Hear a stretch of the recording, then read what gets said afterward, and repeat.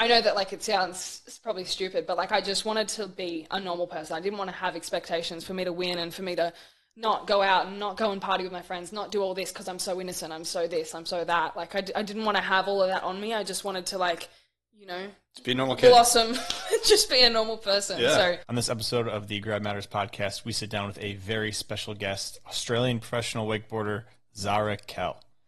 We're talking with Zahra about her early days, getting into snowboarding and wakeboarding, what led to the decision to choose wakeboarding instead of snowboarding, some early inspirations while riding over at Black Diamond Wake in Australia. We're also talking about what led her to step away from wakeboarding for a few years and take a break, kind of why she decided to do that, what she did when she wasn't wakeboarding, if she kept up with the sport or not, and then eventually what led her back into wakeboarding and becoming a professional wakeboarder again. We're also talking social media and Zahra's kind of regimented plan towards content on social media and how important she thinks it is when it comes to being a professional athlete and a sponsored rider. If you guys are interested in supporting the podcast, joining the Patreon is the best way to do that. It means a ton to have everybody on the Patreon.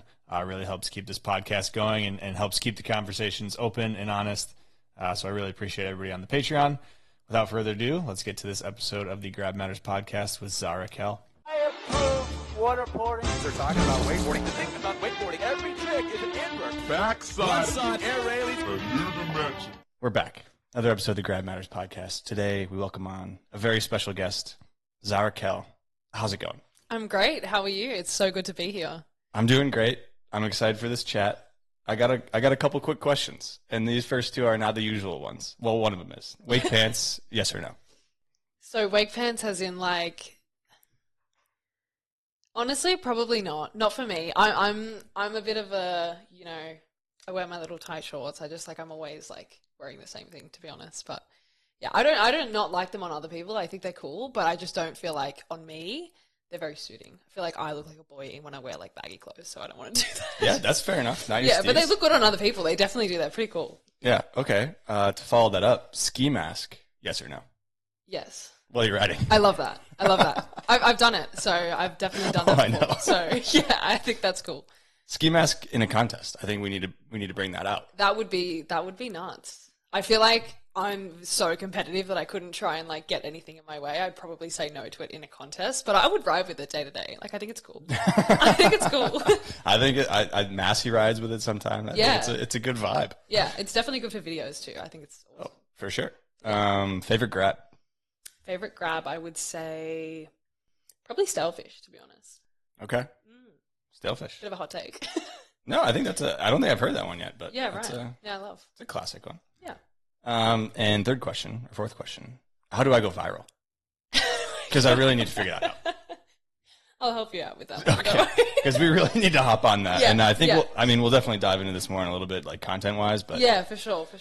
I think we dive into early days. Yeah. Where Zahra Kell is from, how you got into water sports. So I guess, yeah, where are you from? Obviously Australia, but kind of run through that. Yeah, so I'm from a town like just outside of Sydney, Australia. It's about an hour and a half from the city, so it's a small town. Like, and I'm talking, you know, small town that has a population of 200. Like there was 4 people in my year group, sort of thing. So from there, always lived on the river. So my dad runs a wakeboard school, obviously, but he was a professional back in the day, one of the first ones. So it's how I originally got into it, and I went in between my dad's legs on his wakeboard when I was 1, and then.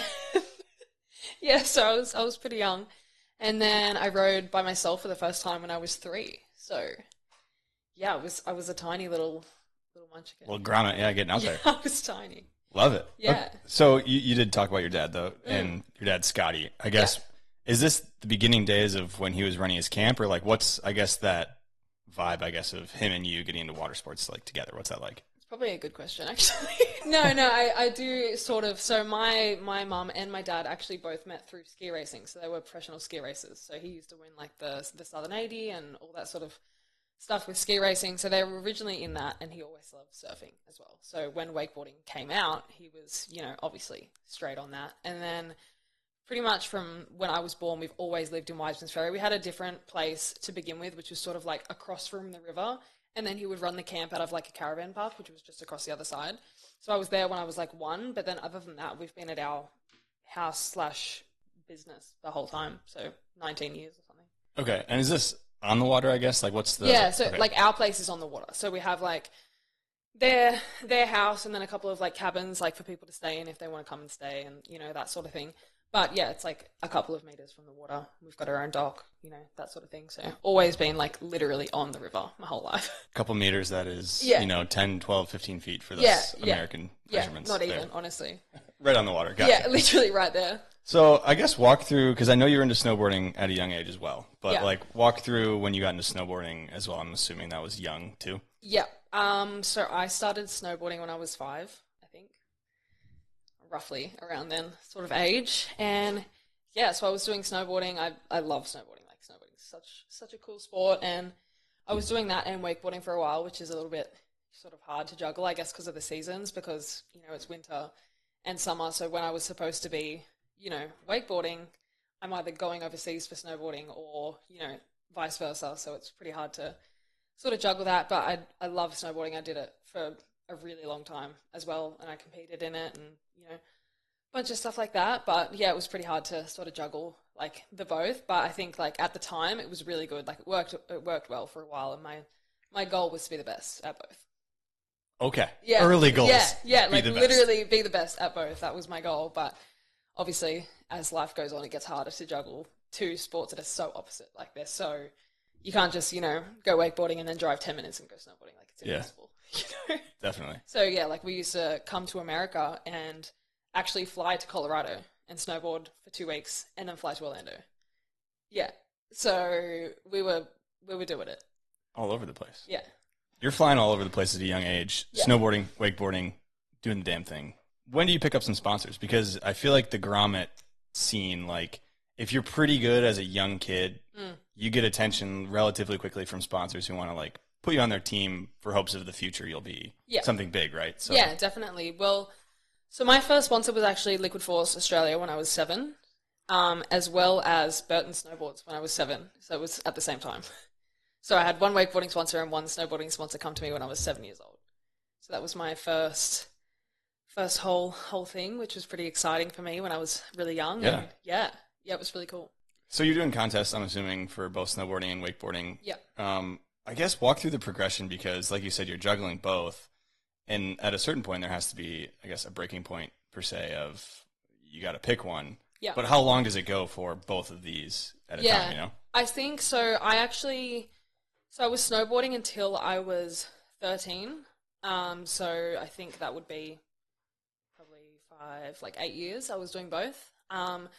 So yeah, but you know, I went and I was living in like Perisher, Thredbo, sort of Jindabyne down in Australia for the winter, and then I would do home summer. So I would be on the water for that, and that worked really good for a while, especially because like I didn't have to take time off school for wakeboarding because I could just do it in the afternoon or before school. So that was all right. But then yeah, so like as I got older, it ended up being, you know, as I said, pretty hard to sort of juggle that. But yeah, so I did snowboarding till I was 13. Then when I turned 13, I had 2 offers. So I actually started getting out of not out of snowboarding, but I started getting really scared. So this was like the main reason why I quit snowboarding. So I hurt myself snowboarding pretty badly, and I broke my scapula. So my shoulder blade. Yeah. I pretty much it was crazy. So I used to do slopestyle mainly, and I also did border cross, but in slopestyle, so I used to hit 70 feet, 80 feet jumps, that sort of thing, whatever. And then when I actually got hurt, it was on a rail that was literally that far off the ground. It's the steel. The steel will get you. It was literally that far off the ground. I did a 180 on, and then I just went a little bit too far. I did literally a 190, and you know how obviously it's the edges on the snowboard are metal, caught on the rail. I went over the front and it pushed my shoulder in and snapped it at the back. So that was pretty crazy.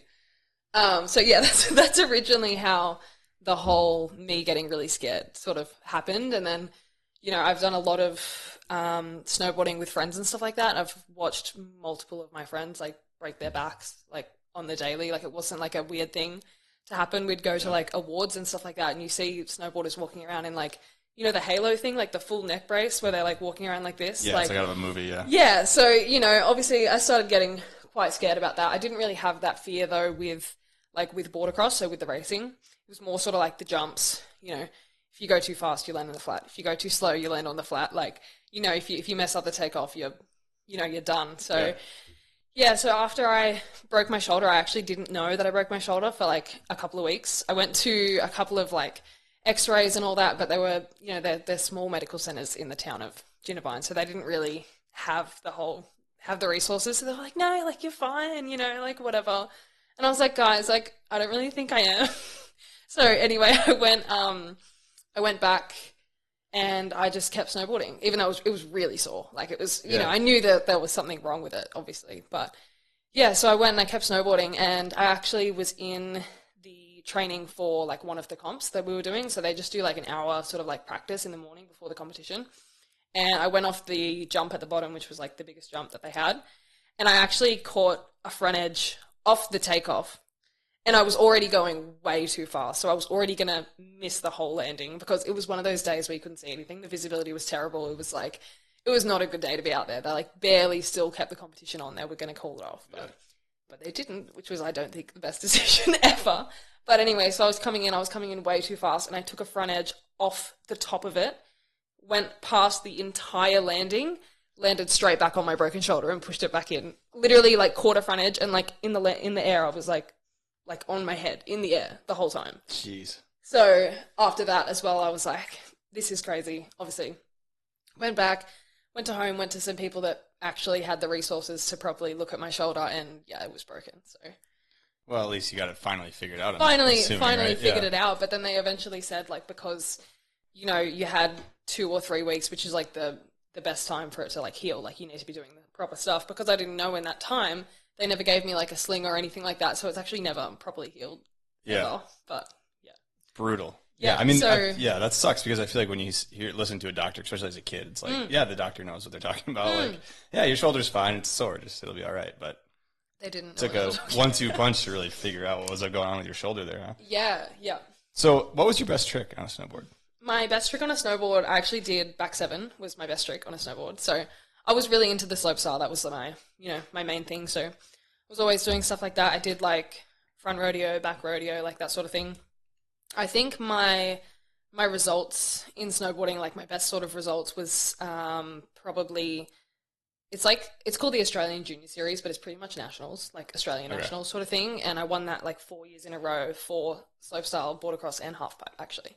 Wow, so, triple threat. Yeah, it was really cool. But so that was, I think, my best trick on a snowboard. I did a bunch of other stuff, but that's probably one that stands out that sort of makes sense to a lot of people. Like, I can't go and say all these crazy words. People are going to be like, what's that? Yeah, that makes sense. Yeah. So I guess you kind of answered why you chose wakeboarding over snowboarding, but I do want to dive into that a little bit more in terms of like, you know, quitting snowboarding, I guess. Is that what you did? Like, you straight up kind of quit snowboarding and went wakeboarding? Yeah, so what they wanted you to do for snowboarding, like if you wanted to compete in like the Youth Olympics and stuff, so I was selected for the Youth Olympics in snowboarding at the same time, like just as I was about to quit. Well, not about to quit, but as this was all happening.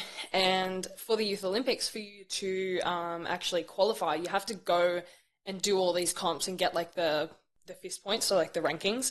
But they wanted me to go to like France, St. Moritz, like Austria, like, you know, all that sort of stuff. Yeah. But they, like, there wasn't enough funding for me to do that without people paying for it, which, you know, they weren't, which was fine. Like, I don't expect that, but I couldn't afford to go and do all of that. And then at the same time, I actually got 2 really big offers, one from Nautique, and also that's when Rockstar started hitting me up as well. So it was a no-brainer at that point. You know, it was easier because I've always lived on the river. It's hot. It's summer. I like hot, you know. So it sort of all just worked out, and I was getting definitely a little bit scared, and with getting injured, it was like a really big it all adds up. That makes sense. Totally. Mental thing for me as well. But yeah, it sort of all just like happened at the same time, and then it all just was like, okay, I'm going into wakeboarding. Yeah, for sure. So you did say 2 big offers. One I'm not going to ask about because you're currently on the team, but the other one, Rockstar. Yeah. What are we talking? What's Rockstar looking like? I honestly, as I said before we started, I don't really remember. Yeah, I was literally 13, so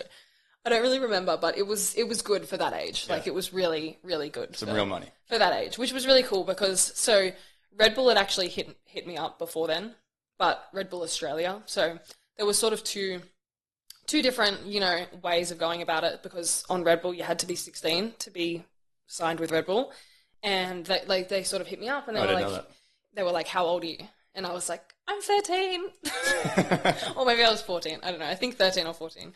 And so they were like, "Oh, that sucks. Like we'll hit you up like soon." And then Rockstar hit me up before I turned 16, obviously. Yeah. So they hit me up when I was, I think, 13 or 14. But yeah, so Rockstar was the global team, and they were going to pay me a lot of money, whereas Red Bull was the Australian team, and it wasn't quite as much money, and I had to wait, a year or 2 years. But the Rockstar thing was awesome. Like they wanted me at that age, and I was like, well, if you want me when I'm 13, then I'm gonna go. Yeah, it makes of course sense. I am. I mean, in a year, 2 years, 3 years, like that can be a long time. You could blow your knee out and then maybe never wakeboard again. You could do so many things in that time. So yeah. So yeah, that makes sense. Okay. Yeah, it was cool. Interesting. Yeah, I know, crazy. So we got a voice message from Massi Piffaretti. What's up, Hunter? I got a question for Zahra that I know she's on the pod. I wanted to know how it was like growing up with legendary coach Scotty Kell. I wanted to know if it was a little harder on her than everybody else. And then also, since the Diamond's such a special spot and a lot of riders always went and trained with Scotty, I wanted to know if having all these riders coming to ride at her spot all the time helped her out, and if she took any inspirations from anybody. Sick. Thanks, Massi, for that. That's an awesome question. That is a good question. So it's a two-parter. So Yeah. we can kind of tackle them one at a time. The first one, was he harder on you than everybody else? Oh, I mean, I wouldn't say harder on me than everyone else. I would say we argued more than everyone else. Like, Dad seems to be seriously, like, the most patient person you've ever met when it comes to, because he's coached people of all ages, of all backgrounds, of all, this and that, and he's always, like, completely different to every single person.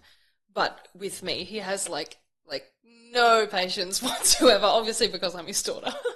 But, no, like, I've always really enjoyed, growing up, getting coached by him. Like, it's, the luckiest situation I could possibly have. Like, it's awesome. And obviously, he has built me to this, like, he's the one that's got me here, definitely. But I feel like we definitely just have a lot of, like, little arguments that he wouldn't have with normal students. And I'm always just telling, like, Dad, just stop talking, like, please. But, other than that, like, it's been absolutely amazing. But, yeah, you just have your average. I feel like it happens with every father-daughter, coaching combination that, you have a little bit of back and forth sometimes. But, no, it's awesome. I really love him. He's cool. Love that. Yeah. And do you take any inspiration from any riders? I mean, I'm sure, obviously, but like... Yeah, no, definitely. That's probably one of the biggest things that I took. So I remember back in the day, they had like a Liquid Force camp that, came down to my house. I think it was actually a Liquid Force photo shoot. Actually, I was really young, so don't really remember. But they had Raf Jerome, Daniel Grant, all of them came down to our house for the photo shoot, and I was like, oh my God, this is so cool. Like, I was like fully like frothing them. Anyway, and they're all awesome people as well. Like, I got like to become super close with them, which was really cool. I was playing Minecraft with Daniel Grant. Like, he had the coolest world too. Like, he literally had like skyscrapers and stuff like on survival. I don't know if you know what that means, but anyway. Oh, I know exactly what that means. Yeah, he had the craziest world. I was like in awe. I was like, oh my God, you're so cool. Anyway, so yeah, like that was definitely cool. And then, we had Massi living at our house for a really long time, which I took so much inspiration from him. Definitely. I think the crouch on the cut in. Okay, I did want to talk about this, so might as well just dive into it right now. Yeah, that's Massi. So I've been watching him ride my whole life. Like, he lived with me for a while, and he's awesome. I was also playing Minecraft with Massi my whole life too. So big Minecraft. I'm a big squad over Minecraft girl. Yeah, no, but no, it was so awesome having him around. Just so like inspirational. I love the way that he rides, and definitely got the crouch from him, and then also Sam would come down all the time. Sam's got a crouch too, doesn't he? Yeah, he does. So I got it from Massi and Sam, sort of, a mix of the two. But yeah, they were always down there. They were riding together. I was always on the boat watching them ride every time that they went. So definitely got a lot of inspiration from them, and I love how they ride. So I mean, those are two great people to get inspiration from. If you're going to get inspiration from anyone, it should be them, for sure. No kidding, especially on the boat. So the crouch, though, seriously, has your dad so that your dad didn't like teach you or coach you No. that way? You just picked that up from Yeah, What's so the I reasoning actually, behind it, I didn't do it like when I was younger. Yeah. Before I'd, sort of had any influence with Massi or Sam, I actually genuinely didn't do it. Like I was just like a normal, cutting in like a normal person, which now like I think is weird. Like I couldn't even think of how to do that. But obviously I got it from them, but I feel like, I don't know, for me, I feel like it gives you more power, like when you're like popping off the wake, because you're starting like this, obviously you can, do you know what I mean? Like, whereas if you're starting like this, where can you really go? Yeah. Like I guess that's sort of like more spring, I guess. my logic behind it, I guess. But yeah, I'm also like, I'm quite flexible. I'm always like sitting with my legs crossed, sitting with my legs like up here. So like it's sort of natural for me to just like be down there sort of thing. But I guess that's my logic behind it, but it definitely came from the inspiration of being on the boat with Massi. Okay, that makes sense. Yeah. That's not surprising. For the listeners who maybe haven't seen Zahra or Sam or Massi ride, we're talking getting low. Yeah, like we're getting low. Like as low as you can possibly, like literally just like an egg. Like I couldn't get down there if I tried. So it's for some people, not for others. You got to be flexible to get that low. Have to be. So were there any other riders? I mean, growing up that you looked up to, either in movies that you guys would watch or anything like that? I always thought Harley Clifford was awesome. I mean, I still do. I'm not saying I don't. He's amazing. I've always looked up to him. Corey, awesome as well. Bob Soven, actually, I watched a couple of movies and Bob Soven, huh? Yeah, okay. Yeah. Definitely really cool. He came down for that Liquid Force camp that I was talking about before too, and I was like, oh my god, it's Bob Soven! Like it's so cool, But yeah, so definitely Harley, Corey, Bob Soven, awesome people to look up to, and they kill it. They absolutely kill it. Yeah, no kidding. They were the best. When did you land your first mobe, and what mobe was it? I landed my first mobe when I was 11. So my first mobe was a dum-dum, actually. So it was funny because I know it's weird. So Dad actually taught me a Tootsie, which was my first tech trick, which I landed at 10. So after that, I actually got like really, really confident with it, like more than I normally. Like I feel like if you land a new trick, sometimes like even if you still do it for like a couple of months, you still don't feel like it's the easiest thing that you can do. But for some reason, it just felt like that for the Tootsie, and it wasn't even Dad's idea. I was like, Dad, I'm gonna do a dum-dum, and he's like, what? He's like, no, like you can do it, but like what?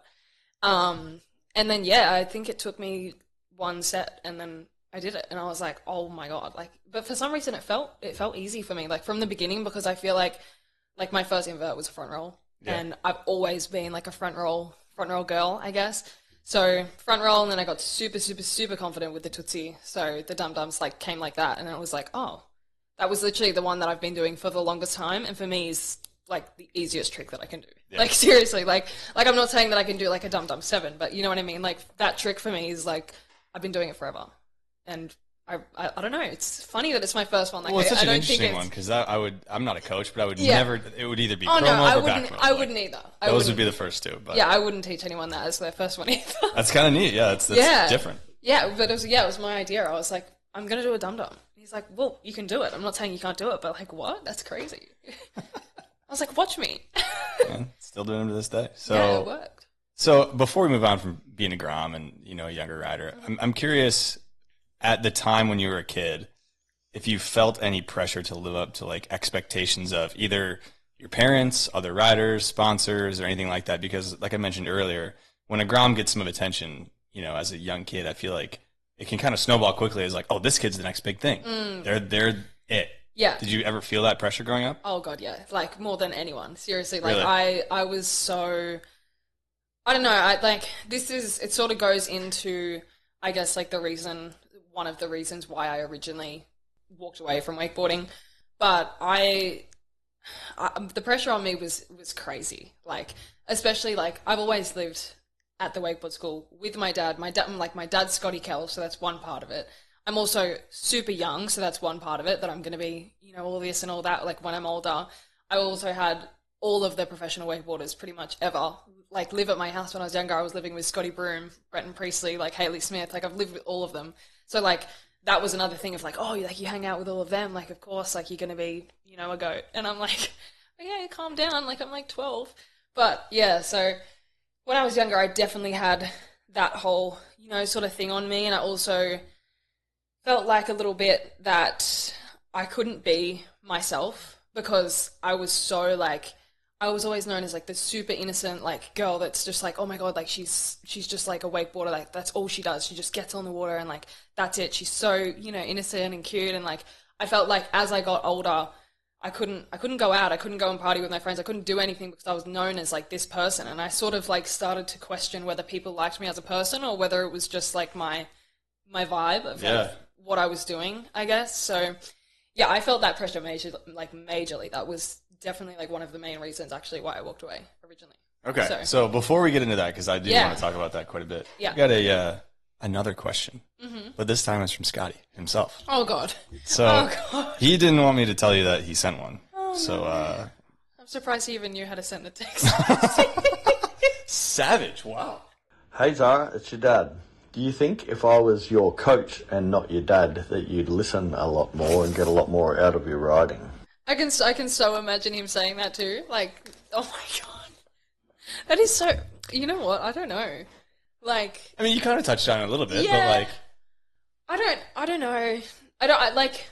Honestly, like, I don't think so. Like, I know that Dad thinks that I don't listen to him ever, but like, I feel like I do. But obviously, there's times where I don't. But I feel like, I don't know. It's sort of like it could go one or two ways, really. But I think that with him being my dad, I also had like a level of trust with him that I would never get with anyone else. True. Yeah. So I think there's two sides to the story. Like, yeah, like maybe you could think that I'm probably going to listen to someone else more that's not my parents, but then also I don't have that trust for me to believe what they're saying as hard because he's not my dad. So I think there's two ways about it. I don't really know the full answer, but there's definitely two sides that you could go down. But I think mainly that I'm happy that he's my dad and he's my coach. Beautiful. Love that. It's just such a nice daughter. And there's no way to tell, right? Because he is your dad, so it's exactly. There's no way to tell. And have you had any other coaches like for long periods of time at all? No. So. I've had coaches with snowboarding, but not wakeboarding. Yeah. So there would be no way to tell. All right, we got a early Patreon question from Derek Davis. So if you guys are interested in supporting the podcast, make sure to join the Patreon. You can see who the guests are early, and everyone who joins gets a free sticker pack. So there you go. He'd like to hear about the recovery process from the gnarly floods you and your family experienced. That was crazy. So pretty much we got absolutely smashed with floods. Like, honestly, like we hadn't had like a proper flood before this in like 50 years. Like seriously, like this isn't something that happened, all the time. So originally sort of like the setup of our house, our house was actually like the lowest and closest to the water. And then we sort of had, actually, sorry, that's not true. Yeah, well, our house was really close to the water. We had one cabin that was a little bit closer, and then the rest of our like deck and, all that sort of stuff was all up higher. So like, that was usually fine. But so I think the first flood that we had, it came into our actual house, like probably that far off the ground for like the first time. Which isn't like, super dangerous or like anything like that. But you think about like when you've got to clean it up afterwards, like your whole floor is like moldy and wet and muddy and sandy and, So that was the first flood, which was like literally completely fine compared to what we ended up going through. So after that I think we had two floods. Dad's probably better to talk about this than me because I don't have too much memory about it. But yeah, so I think we had two really bad ones after that. So after that first one, we actually moved our house like to higher ground, like the highest part of our property. Yeah. And so the second and third flood actually went 30 centimeters from the roof, the top of the roof of our house anyway, once it was up that higher ground. Jeez. So it was insane. Like we have a road that goes around the back of our of our house, and we didn't have that road anymore. Like it went over the house and over the road. So yeah, so that was pretty crazy. And then, so I think I remember the first time that it happened, and I realized like it was sort of like slowly coming up, like the water was slowly getting there. And then I woke up one morning and I was like, oh my God, like it's in the house. Like this is bad, sort of thing. And then my mum and dad were like, all right, well you go, like we've got to move heaps of stuff to try and get it to higher ground, but you take the two dogs. So I left when the roads were still open and stuff like that. And then they stayed for, I think, probably an extra day or something like that. And by the time that they went to leave, there was no road. There was no road whatsoever. And they actually had to go through someone's rural property, like 4-wheel drive track, like up the back. And obviously it's just been raining for like days and days and days. So it was the sketchiest track that you've ever seen. And literally like it's just track and then cliff. Like that was it. Like there was no like extra side. Like it was like the length of like the width of a car, and then that was it. And it was like off the highest cliff that goes down into the river. So that was really scary that they had to go through that. But, you know, my mom's like a pretty big stressor. So she was like in the car with Dad, and Dad's like, it's fine. And Dad's like, can you please film? And she's like filming like this because she's so Filming what? Driving there? Yeah, like filming driving out of it. And Dad's like, you have to film it. Like, this is a good story. And she's like, I can't. It's so scary. But yeah, so them getting out of that was, you know, definitely the scariest one. We actually had another one recently as well, which is super crazy. It didn't go into our house or anything. It just went like up to, so we've got like a deck which is separate from our house, like literally just like a big deck. Went up to there. But we already moved all the stuff because we thought it was going to go further. So now that's just annoying because we've just got to move all the stuff back. Yeah, the PTSD too. It's like, yeah, what's gonna happen but the original bad one that happened, like it destroyed the whole house. Yeah. Destroyed all the cabins, destroyed everything. Like literally our whole life that we've ever had. We lost all of our memorabilia, all of our, you know, like literally everything that you could possibly think of was on the driveway covered in mud, like after the flood, you know. And then we had like a layer of mud in our house after for ages, like this thick. So it was horrible. It was genuinely horrible. Like we lost everything. They had news crews at our house and everything because we were like one of the worst hit, because especially like in our area, so ours is sort of like we live on a river, but it's very far away. As I said, it's a tiny, tiny town. But it's more of like a holiday town. So we have lots of caravan parks and stuff that are like, you know, next to our house and on each side. So they obviously got ruined, but no one really lives there. Whereas that was literally our house. Mm-hmm. So that's why it sort of hit us so hard as well, because it wasn't just the stuff that we take down for the, you know, for the kids on the weekend. Like it's literally everything. So that's why they struggled to come back so hard from that. But eventually, you know, they built the business back up. They built everything, you know, back up to normal, and then it happened again. Like just as bad. So unreal. They've had some crazy times with the floods, but I'm really praying that it's over now. But hopefully, you never know. Yeah, that sucks. That's brutal. And this was when you were a kid. I mean, a while ago. I think. Well, actually, the bad ones weren't really that long ago. I'd probably say 2020. Okay. So 2020 was probably the most recent one. I think the last one was probably like 2018. Okay. I think it's time we dive into the LF'n Wheel of Questions. The LF'n Wheel of Questions. Okay, let's go. Bring it back to a little positive note. So I don't know if you can reach that. If you can go ahead and grab that LF'n Wheel of Questions down from the wall. I love it. There you go. Yeah. So put that right here in the middle. Don't worry. It's pretty durable. I haven't broken it yet. So yeah. So go ahead and give that a spin. We got Go down there. We got Steal a Trick. Got some Australian trivia. So I hope it lands on Australia trivia, but see. What is it? Steal a Trick. Okay. What does that mean? So Steal a Trick is you can pick any rider of any era. Ooh. You can steal a trick from them. Oh, that's cool. So give you a second to think, because there's a lot of options out there, I guess you could say. Yeah. A guy or girl, obviously. No, It doesn't have to be they don't have to be riding anymore. It could be a person from the past. Yeah. There's some pretty crazy ones that I can think of right now. I would say there's two that come to my mind. So I'm going to say Corey Tunison and Sam Brown. So from Corey, I would take a double indie tantrum of line. I was so curious if you were going to go like a big heavy hitter, like double the point or something. of course. Okay. Like that's just what I'm about. Yeah. No, I like it. I like it. I would say from Corey, the double indie tantrum of line is insane. Like I watched it for the first time that I've ever seen one, like on the boat, and I was like, are you actually joking? Like that was insane. Like I've never seen something like that. So yeah, I think that. And then from Sam, I think I would take the double cab mobe that he did in a comp for the first time ever. I think that's insane. Obviously, I'm talking logically because we're going to get a lot of points for that, you know? Absolutely, yeah. But yeah, like it was also stylish too. Like Sam's was sick. Like when I watched it, I think it was Masters 2023 that he did it. maybe. I'm not sure. One of those comps, but I was watching. I think I didn't ride very good in the comp, so I was actually fully watching the final without like stressing and stuff. And I was like, oh, this is actually cool to watch it from like a third person view where I'm not stressing about my life, But yeah, I watched that and the crowd just went insane. Like it was so cool.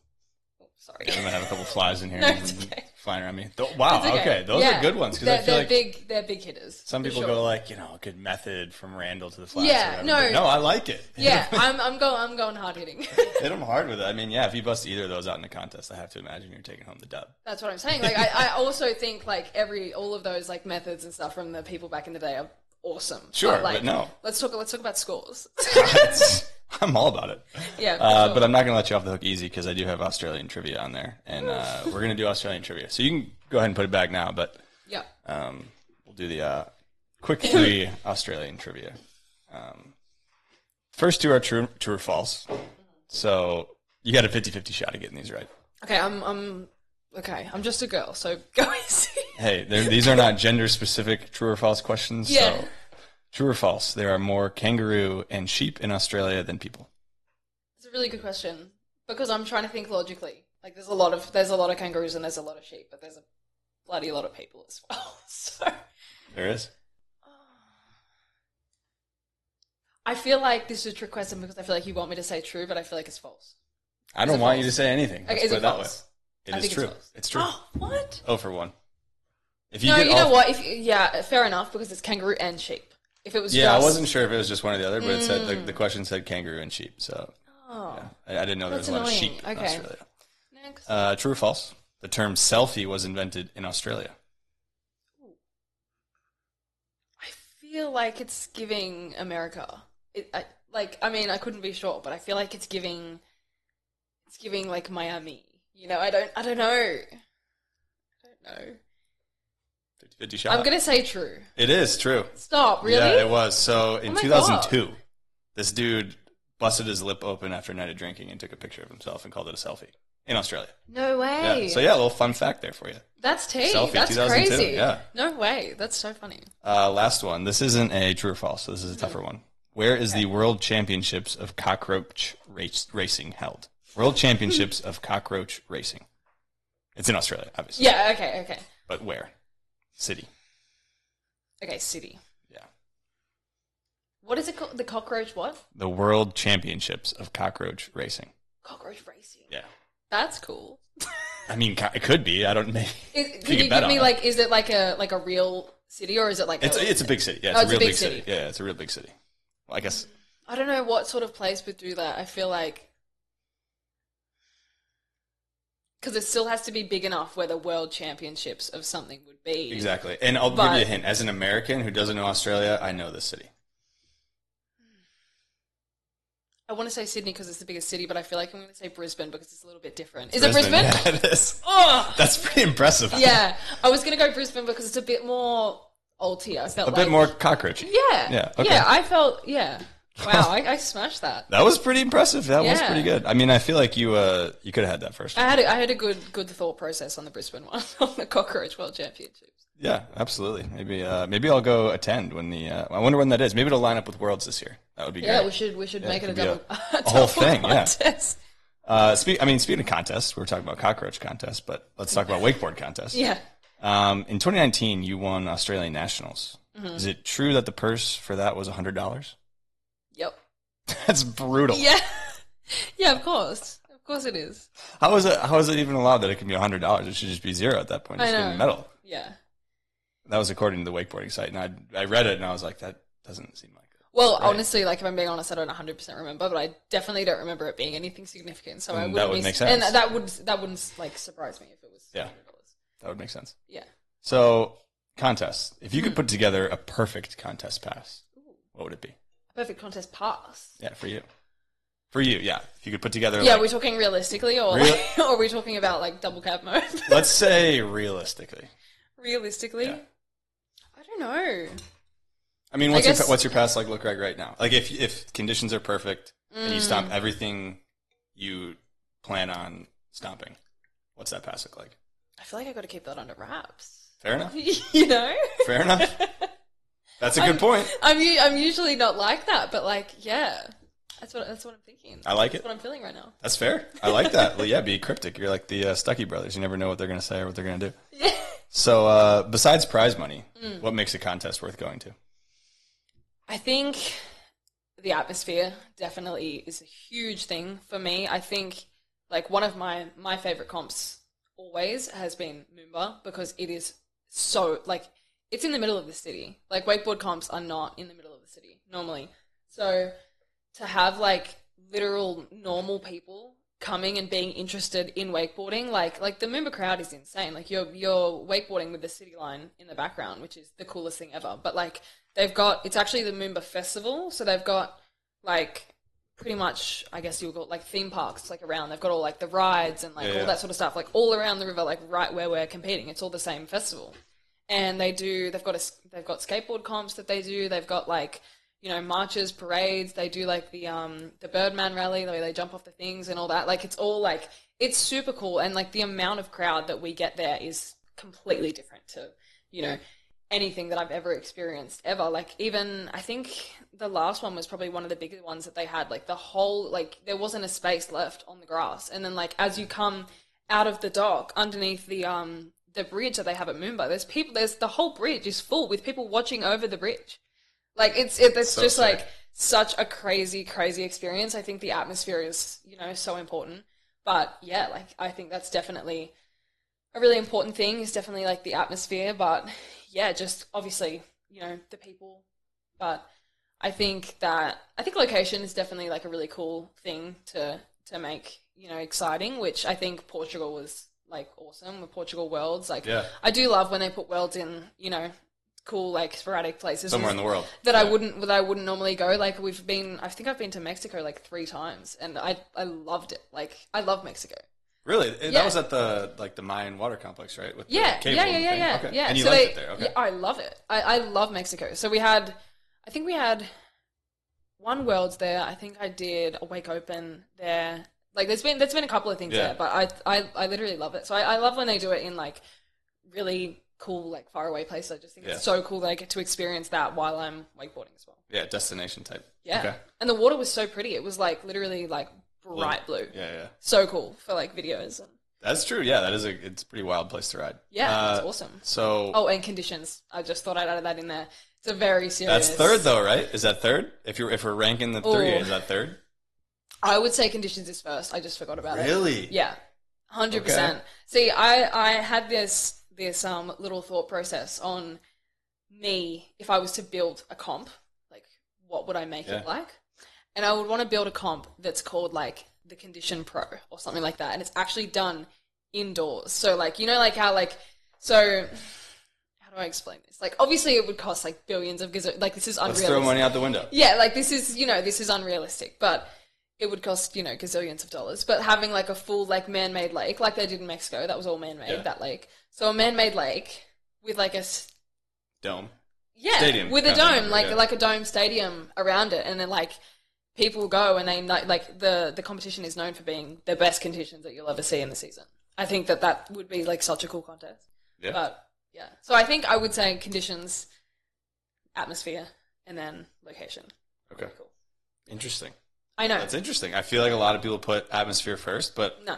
I like the truth. Yeah. Hit them with the truth. Yeah. You want the conditions. Yeah. You want the butter. For sure. It's just hard. Like, you know, comps are already such a different mindset from like when you're on your, you know, riding day to day. Like you're already so nervous. Like it's so hard if, you know, you get there and you're like, I've never ridden in these conditions in my life. Also on top of the nerves that I'm feeling as well. So I feel like, you know, obviously it's always good to have good conditions, but you have to learn to be that rider that can do it in everything as well. So there's 2 sides, you know, to it. But if I was to choose, obviously I'd be choosing the glassy water. Like who wouldn't? True. Yeah. Yeah. Okay. So what win has stood out to you the most in your career? Is there a specific one where you're like that? I think, you know, obviously I think there's definitely a couple. I would say the biggest win right now that stands out to me the most is Moomba 2023, because I came back. after 3 years, and I won. And it was like, I bawled my eyes out when I found out that I won. I was crying, and everyone was like crying, like it was crazy. Like, I think that was definitely the coolest thing. And also because Moomba's been my favorite competition for forever. Yeah, it's kind of a double whammy. It's awesome. It was the first time that, like, you know, because in that time when I had off, like, I wasn't doing these crazy things like going to Mexico and stuff like that. So, like, you know, it was the first time I'd actually gone and traveled. I love Moomba. Like, it's awesome. Like, I was also working really hard to try and come back and win, and I did. And it was just like, yeah, it was insane. So I think that was definitely a huge one. I think there's actually another one that you probably wouldn't even really think of, but the Smoky Mountain Pro, when I used to, like, this was before I quit. Yeah. So I think, yeah, so that was a really, really cool competition for me because it was the first ever equal prize money women's competition. And I won the first equal prize money competition. And, like, for me, that was insane because, so I actually told everyone before I rode, like, the people that were in, like, the tent, I think it was like Massi, Sam, Luca sort of vibes, and I was like telling them all, I was like, yeah, like, if I win, like, I'm going to buy an Audi because, like, I hadn't bought a car. I needed my first car. I actually couldn't drive, like, quite yet, but it was only, like, a couple of weeks. But I was like, oh my God, like, I really want to get, like, you know, the money to, like, buy a car. And I've always loved Audis, like, literally always. Like, everyone always said, like, oh, don't get I think it's German. Don't get a German car, like, to begin with, because it's, you know, it won't, like, if it breaks down or something, it's super expensive and, like, all this and that. I didn't care what anyone had to say. I was like, I'm getting an Audi. I don't care. Like, I literally don't care. Anyway, so I told them all before the comp, I was like, if I win, I'm buying an Audi. Like, I promise you, I will literally, like... I'm leaving here buying an Audi. Yeah, I will be living here in an Audi. And anyway, so when I came back and I won, everyone was yelling out, go get your Audi, like, go get your car. And I thought, like, that was so cool. Like, just because I literally used that money straight away to get... Do you remember how much it was? Yeah, it was... Well, I mean, it sort of depends how you want to think about it. Like, after, you know, incentives... prize money, the whole thing, I came away with like 30,000 Australian dollars. So I literally used all of that and just bought the car because that's all I wanted. It was my dream. I just wanted an Audi my whole life. So I was like, I'm doing it. You got it. Yeah. I was gonna say, did you get the Audi? Yeah, of course I did. Course. You still have it? No, I have an Audi again, but it's not the same one. I got a Q5 originally. It was actually like a soccer mum car, but I was into that. Like, I really like the... I mean, you're a wakeboarder. I feel like it kind of makes sense. Yeah, like, I'm not really like a sedan sort of girl, but anyway, so I really like the Q5, so I got that. And then I actually recently traded in for a brand new, like a Q3, which is like a sports sort of... It's not a sports car. It's like it's another SUV, but it's like a bit smaller. But it's the outside is like sport looking. But it's not like a crazy sport R8 or anything like that. But it looks like a sport car, which is cool. Okay. So, yeah, I'm an Audi girl till I die. I wouldn't have expected that. The Smoky Mountain Pro? Smoky Mountain Pro, It's a cool name for a contest. It is cool. It is cool. Bring that one back. Yeah. I feel like that. Bring that back. Definitely. I think we dive into another segment called Deserve Some Love, which is presented by Driftline. Driftline makes wetsuit line board shorts. So if you need new board shorts, get some Driftlines. They got a wetsuit liner in them. Early mornings when it's chilly, a little more protection. You got the wetsuit liner. I love these things. I wear them. Use Grab 15 to get 15% off your order. So Deserve Some Love is just an opportunity to give someone, could be a rider, a coach, a friend, someone who maybe either didn't get some sponsor support or the love that you feel they deserved throughout your career so far. So is there anybody that sticks out to you? That's actually a really cool concept. I like that. Thank you. Yeah, that is cool. I did think of that one myself. So that's cool. I'm pretty proud of that I do like that. I think that I've got two, I think. Sweet, yeah. Run them both. Well, yeah. Okay. So, first of all, I'll say my dad, because sometimes I'm very rude to him and I feel really bad. I'm so mean to him sometimes. There you go, Scotty. You deserve some love. I just absolutely just laugh at him all the time. In front of everyone, I'm like, you don't know how to use your phone. Your text size is like 200. Like, you're just so old. Like, say all this stuff. I don't actually mean it. I just think it's funny.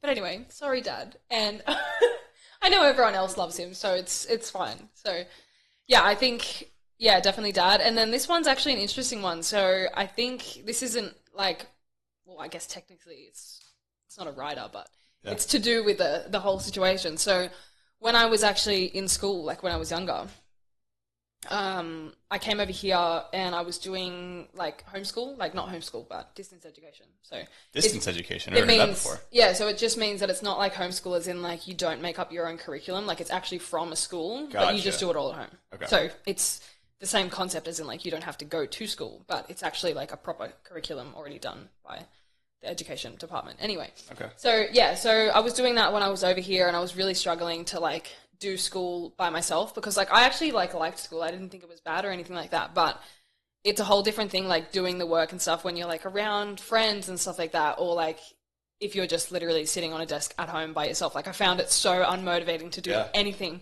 But so actually Georgina Budd, Harley Clifford's wife, actually got me single-handedly through school. So I'm very, very grateful for her. She tutored me while I was over here because she had just finished uni and she was, you know, around, and obviously she's not riding like Harley is, like she's just around, and we asked her for some help and she tutored me like pretty much every day, and she was like literally the best. Like she was what got me through school. So I think that was really cool. It's really interesting. But I love that one. I would not have guessed that at all. That is so cool. I didn't know that she was such like an integral part. She's such a big part of, you know, why I got to finish my school. Yeah, it was awesome. Sick, awesome, love that. Cool. Okay, thank you. Thanks Driftline for that. So I think now dive into, you've alluded to it, your hiatus from wakeboarding, quitting.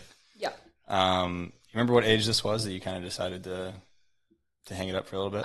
It was in 2019. So let me calculate. What is it? 2024. Yeah. And I'm 20 right now. You're 20 right now? Yeah, I'm 20. 24. Well, I guess the age is, that's 15, 16? 15, 16. Okay, So 15, 16. Yeah, so 2019 when I was 15, 16 sort of thing. So, sorry, what was the question? Why did I ask the question. I just wanted to know how old it was. I was just curious at like what age and what year this happened. It was 2019, you're 15, 16. Yes. Yeah, that was the era. You did say like the kind of pressure was kind of part of the reason. Yeah. Like what was that it? I mean, what other reasons were there where you kind of stepped away? Well, the pressure was, you know, a big thing. It was also, I have done it my entire life. Like, and I haven't done anything else either. Like, I didn't know anything else. Like you know, as I said, obviously the pressure, like everyone expected me to just go and win. Like, you know, and that was really hard on me. Like, I hate having always like, oh, she's going to win. That makes me like feel a bit like, you know, a bit less, you know. Yeah. Yeah, as you would. I can't say I've ever had that feeling, but I can imagine that it would be very stressful. Yeah, so I think that was like the pressure was definitely, you know, a big part, but I also didn't know anything else but wakeboarding. So, you know, I lived on the river, which actually was really hard. Like, it was, you know, it's amazing living on the river. It's such a beautiful place, but it's so far away from everything that I couldn't even like do anything. Like, we didn't even have like a grocery store. Like we couldn't go and I couldn't go and meet up with my friends, or my friends would be doing stuff, but like, you know, I can't be there because I'm so far away. Like, I didn't have my license at the time because you don't get your license till 17 in Australia. So yeah, so I didn't have my license. I couldn't go and do anything. Like, I was always stuck in like literally the middle of nowhere. Like, there's never any service. Like, I just couldn't like, you know, do anything. So I was always there. I always, like, every function I'd ever been to was wakeboarding. Every party I'd ever been to was wakeboarding. Like, literally every experience that I've ever had was wakeboarding, and I didn't know anything else. So, you know, my dad runs the school. Like, my mum works for the school. Like, it's not like I don't know anything different. And I really just wanted to, you know, live a normal life. I missed out on my first job, going to, you know, formal, which is prom for you guys, like stuff like that. Like, I just wasn't doing stuff that normal people my age was doing. And like, I know that like it sounds probably stupid, but like, I just wanted to be a normal person. I didn't want to have expectations for me to win and for me to not go out and not go and party with my friends, not do all this because I'm so innocent, I'm so this, I'm so that. Like, I didn't want to have all of that on me. I just wanted to, like, you know, be a normal kid, blossom, just be a normal person. Yeah. So yeah, and then so like once I quit, I found myself like who I am, like way more, you know. So once I came back, that's obviously why I'm like literally a different person. Like, you wouldn't even like at all, you know. I changed so many things. Like, I got tattoos, I dyed my hair. Like, I obviously like grew up as well, so I'm look different and all that sort of stuff. But like, I talk different. The way that my life goes is different. Like, the whole thing. So definitely, yeah, it was just, the pressure, but also just that I didn't know anything else. I just wanted to live a normal life, and I started hating it. Like, I was going to ask, okay, so because it has to be coming to a head, like, obviously you start having these thoughts, and it's probably building and building and building, but like, when does it come to a head where you're like, okay, you know what?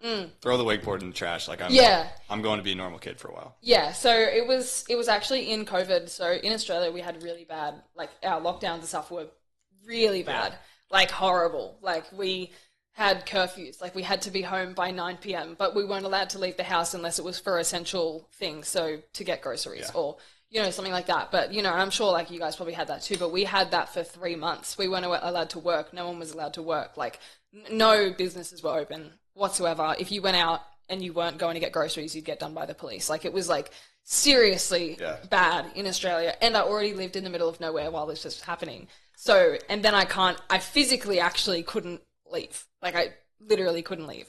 So, yeah, it had been building up, and, I started to, that's all I wanted to do, was just be a normal person and just do normal person things and, like, get my first job and, like, do this and do that and just do something different, And, like, when I was wakeboarding as well, like, I was traveling so much, like, it was hard to keep friends in Australia because it's like, all my friends would hang out every day. But I'm not there, and then I'd come back and, like, we're still friends, but it's just not the same thing. It's not, like, it's really hard to be, like, a part, of all that. So, so it actually was in COVID. It had been building up, but I just started, like, I was like, I need to get out. I need to go and do my own thing. I need to learn, like, who I am and, like, what I want to do. Like, I hate it right now. Like, I seriously hated it. So it was at that time, and also I was stuck in lockdown, and we'd been literally locked at home all day, every day for 3 months. And, like, obviously you get more thoughts when that's happening than when you're just doing your day-to-day life. Yeah. But that was the end of it, and I was just like, no, I'm doing my own thing, and that's it. So, okay. Yeah, that was when it happened. I mean, there's definitely a lot to talk about with this, because I'm very interested, and I feel like it was, in terms of, like, the wakeboard world, like, it's definitely always somewhat of a big deal when someone kind of who's doing well, right? Like, you're successful, you have sponsors, like, you're doing well. So, yeah, what was your sponsorship, like, relationship like at that point? Because were you on Rockstar still at this point, Nautique? Yeah. Actually, I might not have been on Rockstar at that point because they didn't drop me, they dropped wakeboarding. Yeah. So, it was probably around that time. I think it was a little bit before then, actually, that they dropped the whole sport. But, yeah, like, with my sponsors, like, that was another thing. I knew that I wasn't, like, being to my full potential, doing the things that I really should be doing. Yeah. Because I didn't care about wakeboarding. Not that I didn't care about them. I just, like I hated wakeboarding so much that I, just didn't, care about, like, growing in it. So, you know what I mean? Like, it was really hard for me because I was like, yeah, like, I feel bad that I'm not, like, doing what I should be doing, but I just don't want to. Like, I hate wakeboarding so much right now that, like, all I can think about is doing my own thing. So, yeah, that was like, pretty hard, and, I definitely felt absolutely horrible for, telling people that I'm quitting, So do you call up, sponsors and people and are like, hey, it was sort of...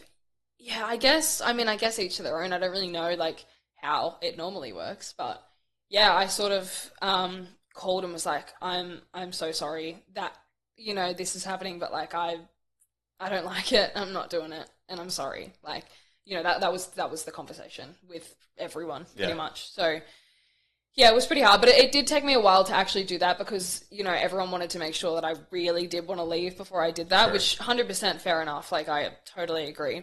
But at that point, I thought I was never coming back. Like, there was not even, Really? Yeah. Like seriously. So that was crazy. Like, originally I was like, yeah, I'm never coming back either. Like, I thought that I just wanted to, like, live a normal life for the rest of my life. Yeah. Yeah, obviously it turned out I didn't. But, like, you know what I mean? Originally I was like, I'm not coming back. So what did you do? I didn't tell that to, like, the sponsors and stuff but I meant, like, I was in my head. In your head. In my head, I was like, this is it. So. Was it like, I'll never step on a wakeboard again? Or like, I'll never... Yeah, it was crazy. Not even a little tail grab back one? No, I'd hop on the wake surf. But yeah, like, that was... Okay, so it was over. It was crazy, yeah. So what did you do then? After this all comes to a head, you quit. What did you do for those Like years? in those 3 years? Yeah, what were you up to? Besides getting tattoos and dyeing your hair? Like, yeah.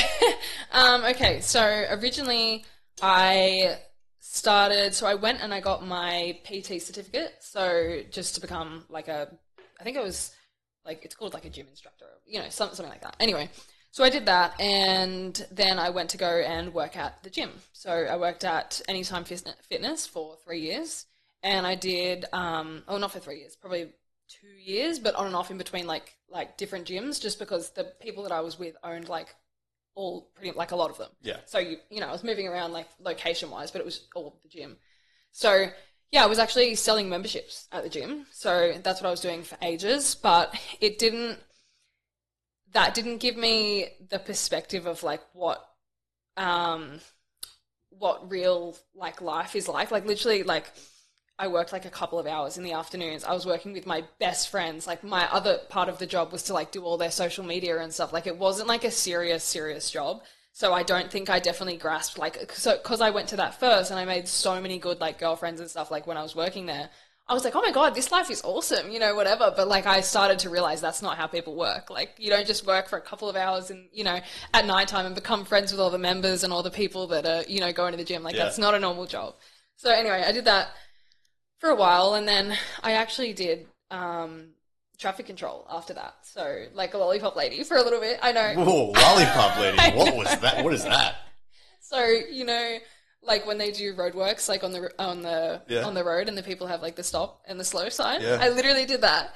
So I did that. Hear me out. I'm not just like a bum, but I did that because it's really good money in Australia, but it is the most boring thing. I couldn't think of a more boring job. No, you have no idea. Like seriously, but you think you'll stand there and like, you'll listen to a bit of music or you listen to a podcast or something. You actually weren't allowed earphones. You weren't allowed to sit down like ever. Like you'd be on the job for like 12 to 14 hours and you weren't allowed to like even crouch down on the curb for a second. Like you had to stand up the whole time.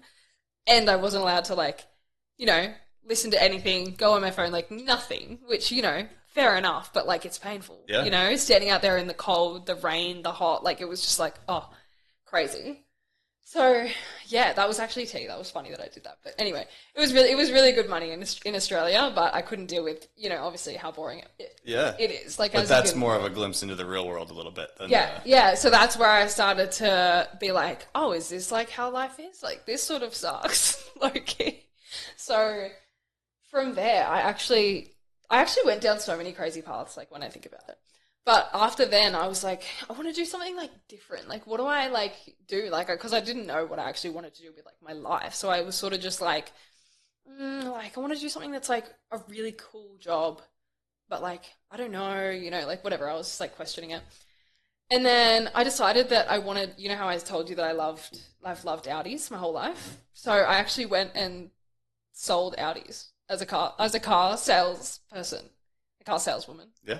Yeah, so I went and sold Audis for probably like 8 months, which, oh no, maybe not that long. Yeah, probably I would say like 6 to 8 months sort of thing. But the job was actually awesome. Like it was such a cool job, like because they give you Audis to like take home and test, and you like drive them to you gotta know the car to sell it, right? That's what I'm saying. So yeah, so they actually give you a car to like, take home at night time sometimes, or you'll go and pick up customers in like their bloody R8. I was gonna say, did you get an R8? No, I wish. But no, there was all of like the RS5s and stuff they would always give me, and like crazy stuff like that. This is just like insane. Like it was really cool to be able to like drive those really cool cars. Anyway, so that was cool. But actually, like selling the cars was really cool, and I was like pretty good at it. Like without being like trained salesperson or whatever. Yeah. Like I mean, so when I was selling memberships back at the gym, obviously it's like a completely different like scale. Like people will come into the gym and if you really want to, you can make them buy a membership on that day. You can't make someone buy a $500,000 car on that day. Like, so yeah, but I mean, even though I was still in sales though. And it's like the whole, like the big picture is the same, but it's just, it was very different, sort of scale. So I had to get used to that, but I actually really liked the job, and I sold like 8 cars in like, a couple of months sort of thing. But for the first like month, I technically, like, I wasn't allowed to sell cars because you're on, like, a traineeship. Sure. So, yeah, so I had to do that first. And then, like, when I was actually allowed to sell cars, I think it was, like, 2 months, I sold, like, 8 cars. And I was like, oh, this is, like, awesome, you know, sort of thing. Like I really liked the job, but I hated the lifestyle. So that was this is when I started to realize what normal life is like. So I was working, like, you normally work, like, 9 to 5. I was already working 8:30 to 5:30 was, like, the hours, so it's an extra hour, which that's fine. But I lived half an hour away, so it's an extra half an hour there and an extra half an hour home. And then they would also, for some reason, make you stay late every day, like not like a consistent thing. Like everyone would go home at 6:30, 7 o'clock sort of thing. So I don't know why. But anyway, it just seemed to be like a thing. So anyway, so it ended up that I was doing like 11, 12-hour days every day. I'm fine to do one 11, 12-hour day, but I was doing it literally Monday to Friday every day. So yeah, that's when I sort of started to be like, wow, like, you know, I can't even go to the post office. Like, I couldn't do anything. Like, I started to think about it. Because, like, in Australia, a lot of things are only open, like, 9 to 5. Like, how are you supposed to get there? Like, this was my genuine question. I was, like, actually angry at the world. I was like, how do I get to the post office? Like, how is it supposed to work? How do you get to the post office? Like, I was genuinely asking people, like, how do you do your groceries? I don't even have time. Like, I'll get home at, like, 8 p.m. and then I've got to leave the next day at 7 a.m. for work. Like, how does it work? Like, you know, anyway, so I started to get really over that because I literally couldn't even, like, go to the gym. Like, I couldn't even work out. I couldn't do nothing because I was working all the time. And then, like, this is at the time once, so I actually moved out. Actually, I probably missed that. But, yeah, when I quit wakeboarding, like, probably a week after, I moved out of the river. Yeah. So I went and lived in, like, civilization. Figured you did, yeah. Yeah, so that's when all this was, you know, sort of happening. So, yeah, but it was the first time that I'd lived out of home. So I still had to, like, go home and, like, do my laundry and, like, make my dinner and, like, clean and, like, all that sort of stuff, which I'd never done before as well at the same time that I was so busy. And I was like, oh, my God, this is, like, the most insane thing of my life. I can't do it. Like, I can't handle, like, you know, how I literally can't do anything. And then I was like, I started to realize, I was like, is this how people live their life? Like, you know, and it is. Like, some of them, yeah. Yeah, like some people just do, and they just work 9 to 5, and, like, they can't get to the post office. They can't pick up their parcels. Like, you know what, and that sucks. You know what I mean? Like, yeah, anyway, so I didn't even know that was, like, a thing that people did. But once I did that for a while, I was like, you know, this is insane. Like, I can't handle this. And so when I was working at Audi was when I decided to come back to wakeboarding. I didn't know if you wanted to have a different question on that, but yeah. No, I was just wondering at what point does wakeboarding start, like, bubbling back up in your mind of, like, this might be worth exploring again? Yeah, so I actually decided that I wanted to go. Okay, so it's sort of like a long story. It's sort of a cool story, actually, I guess. So I was working at the gym. Not at the gym, sorry. I was working at Audi, so I was selling cars, and as I said, I couldn't get to the groceries or anything. So I went one night, and I was with my boyfriend, and we both went to, like, the grocery store at, like, 9 p.m. because that's when we got home. And I sat in the car, and I was like, honestly, like, I can't go in and do that. I really can't be bothered. Can you just go and get it for me? So I just stayed in the car, and he went out and get groceries. So this is how it, like, actually happened. So he's up there, so I'm in the car by myself, and I was like, because I like, my Instagram that I had when I was wakeboarding, like, when I was using it when I was younger, when I quit, I also did not post anything for literally 3 years, like, at all. And I just, like, I made my own, like, personal account where I could do whatever I want because I didn't have people expecting all this stuff of me, whatever. So I didn't post a single thing on there, and I was like, I was sitting in the car, and then for some reason I was like, I should look through my old Instagram, like, you know, like that'd be so interesting. Like, I haven't done anything on there at all. Anyway, so, yeah, I was like, yeah, I should look through that. Anyway, so then I, like, found my account. I had to, like, struggle to log in because I didn't know any of the things. Anyway, so I looked through it, and, like, I'd also just had, like, a hell of a day. Like, the worst day at work ever. It was just, like, long, nothing was going my way, like just everything was going wrong. Like, it was just sucked. So I was sitting in the car, and I was going through my Instagram, and, like, I literally said, like, out loud, it was just me in the car, but I said it to myself. I was like, what am I doing? Like, what am I doing with my life right now? Like, I could be doing this instead. I was literally going through my old Instagram, and I was like, I've been to Mexico, like, I've been to Japan, like, I've done all these crazy things, like, you know, why am I not doing that? Like, I could you know, I could do my washing if I really wanted to. Like, I would be fine. I wouldn't have to do any of this, like, ridiculous stuff that I'm doing. Like, what is going on? So, yeah, I was just, like, looking through, you know, my Instagram and, like, the old memories and stuff that I posted and stuff. And I was like, oh, my God, what have I done? What am I doing? Like, I need to wakeboard again. Like, that's what I want to do. Like, and I decided it. And I, like, sat there for a second. And because when I quit, I quit. And I didn't think I was coming back, like, at all. So I sat there for a second. I was like, wait, are you serious? Like, do you really mean that? And I was like thinking about it. So like I waited like ages before I called anyone and said like, that's what I was thinking. Yeah. So I just sat in the car for ages. And then like I told my boyfriend Ryan when he came back and I was like, am I actually thinking this? And he's like, what? Like, cause he didn't know, cause he wasn't there the whole time. And then he was like, what do you mean? And I was like, no, like I'm serious. Like, you know, I was like, I have to make sure, like, I actually think about it like that. And he goes, well, I mean, you look like you're thinking about it like that. And I was like, well, I think I am. Like, I don't know. I was, like, freaking out. Anyway, so then I was just like, what am I doing? Like, this is what I want to do for my life. Like, this is what I want to do. I want to, like, I feel like as well, like, when I was working, you're working for someone.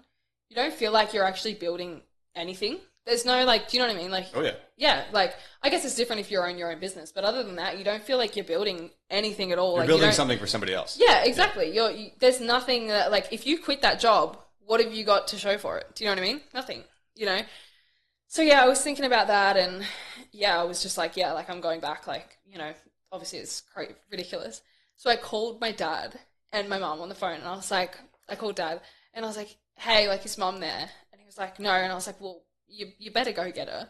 So anyway, so they're both like sitting on the phone. They're like, what? Like freaking out. Like I was about to tell them something bad. I was like, no, like it's not bad. And I was like, I want to go back to wakeboarding. And they literally go, no, I'm not doing it. You're not doing it. And like they genuinely told me no.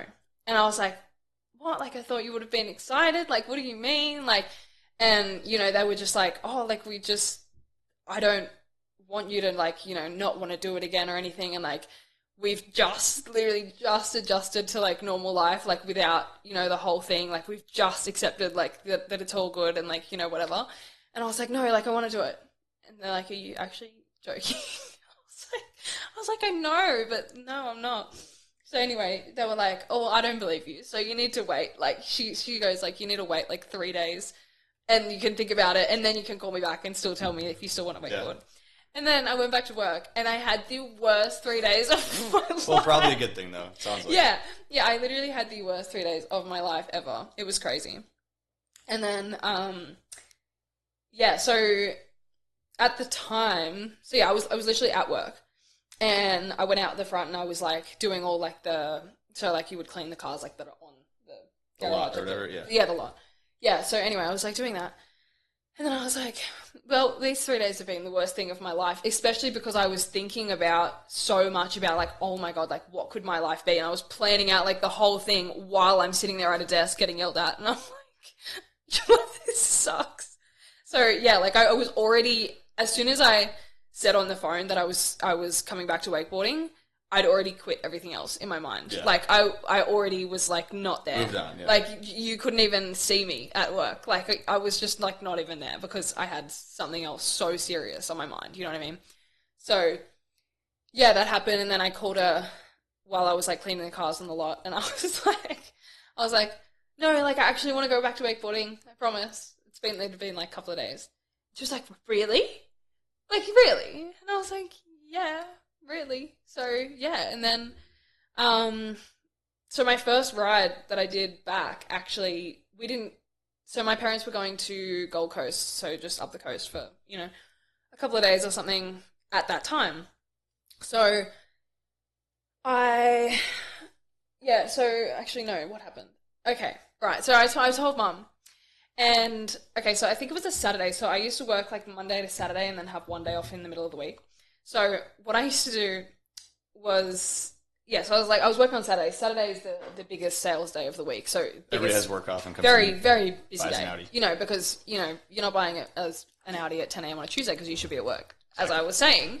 So, so anyway, so it was a Saturday. It was really busy, but the manager wasn't in because, like, so my manager wasn't in. He was, like, doing something or whatever. But I, like, felt guilty sitting there. Because I could, like, because I was like, I'm going to quit. Like, I'm gonna quit, but like, you know, I couldn't because he wasn't there. And I was like, oh my God, like, what do I do? What do I do? But there was the manager of, so I was in the new car sales department. So I was selling new Audis, and then there was a used car sales department. But we were all in the same like office room, I guess, thing. Anyway, so my manager wasn't there, and I was like, oh my God, like, what do I do? And then like, I literally was just like, I have to quit. I have to quit. So I went up to the used car manager, and I was like, I'm so sorry. I know he's not here, but I quit. He's like, why? Like, what do you mean? Like, what is going on? And I was like, I'm going back to wakeboarding. And then he literally said like, oh yeah, honestly, fair enough. I thought that like when you started working here, I thought, what are you doing? Because I looked at your Instagram and I nearly died. And I was like, okay, well at least you agree. So yeah, and then I literally quit wakeboarding. Sorry, I quit my job and then I flew to Gold Coast and went wakeboarding the next day. Okay. Wow. So there's a couple things I have to ask on that. I forgot to ask at the beginning, your parents' reaction to quitting. What was their reaction? Because I didn't ask that. Oh, obviously they were, you know, heartbroken. Like, okay. And that was really hard as well. Because I didn't want to upset them as well. And I didn't want to upset anyone that had expectations of me as well, because I'm not like that. I'm not a direct person. Like, I would never like, you know, like I hate confrontation. Confrontation, that's the one. Yeah, I was going to say controversial, but you know what I mean. Yeah, confrontation. Like, I don't like that sort of stuff. So I'm trying to keep everyone happy. Like, I really am all the time. So I was like, I don't want to upset my parents. I don't want to upset, you know, everyone that has these expectations of me. I don't want to upset my sponsors, you know, like that sort of thing. So I think that's why I stayed in it for as long as I did, because I didn't like it for a long time. Yeah. Like, you know, not a ridiculously long time, but for a while. Like, definitely that whole season before, at least, like when I was competing like in the full like World Series and stuff, like I already hated it then. So, you know, it had been a while, so they knew that I didn't. But like, I sort of was like, oh, like I'll just do the comps, or I'll just do photo shoots, or like, you know, something like that. Like, it was sort of just like I was trying to work out like ways that I could, you know, keep everyone happy. But then, yeah, so I was doing that for a little bit, and then once I said like I was actually going to quit, obviously they were really upset, but they knew that was going to happen because I was so serious about like wanting to live my own life for a little bit. So yeah, they knew it was happening, but it definitely was really hard, and like I understand why it would be hard. Like, that's their whole life as well. That's their business. That's, you know, a million things like of their life. So I get why it was hard, 100%. And I felt bad doing it, but I needed to prioritize myself. Like, I couldn't just stay and keep everyone else happy just because I wanted to see everyone else happy. Like, you know, because I was young and I was like wakeboarding and like all this and that, and everyone thought it was like super cool, and like, but I wasn't known for literally anything else. Like, no one even knew what I did, like, outside of that, like, ever. I didn't even know if I went to school or like what I did. So yeah, I was always just like just that, and I just wanted to be something else. I just wanted to be like whoever I wanted to be. If you know what I mean. And that would make sense that your parents would be, I mean, if you're just a normal pair of parents that like aren't involved in wakeboarding, like not coaching or anything, like, yeah, it still could be disappointing because it's like, well, you're really good, why are you quitting? It's like, well, you're really good, I also like coach you, and like we've been in this together for a long time, so it would make sense. We've been doing this. Yeah, we've been doing this, wakeboarding. Yeah, full on. So when you were out of it though, did you keep up with wakeboarding at all? Did you follow it? Nope.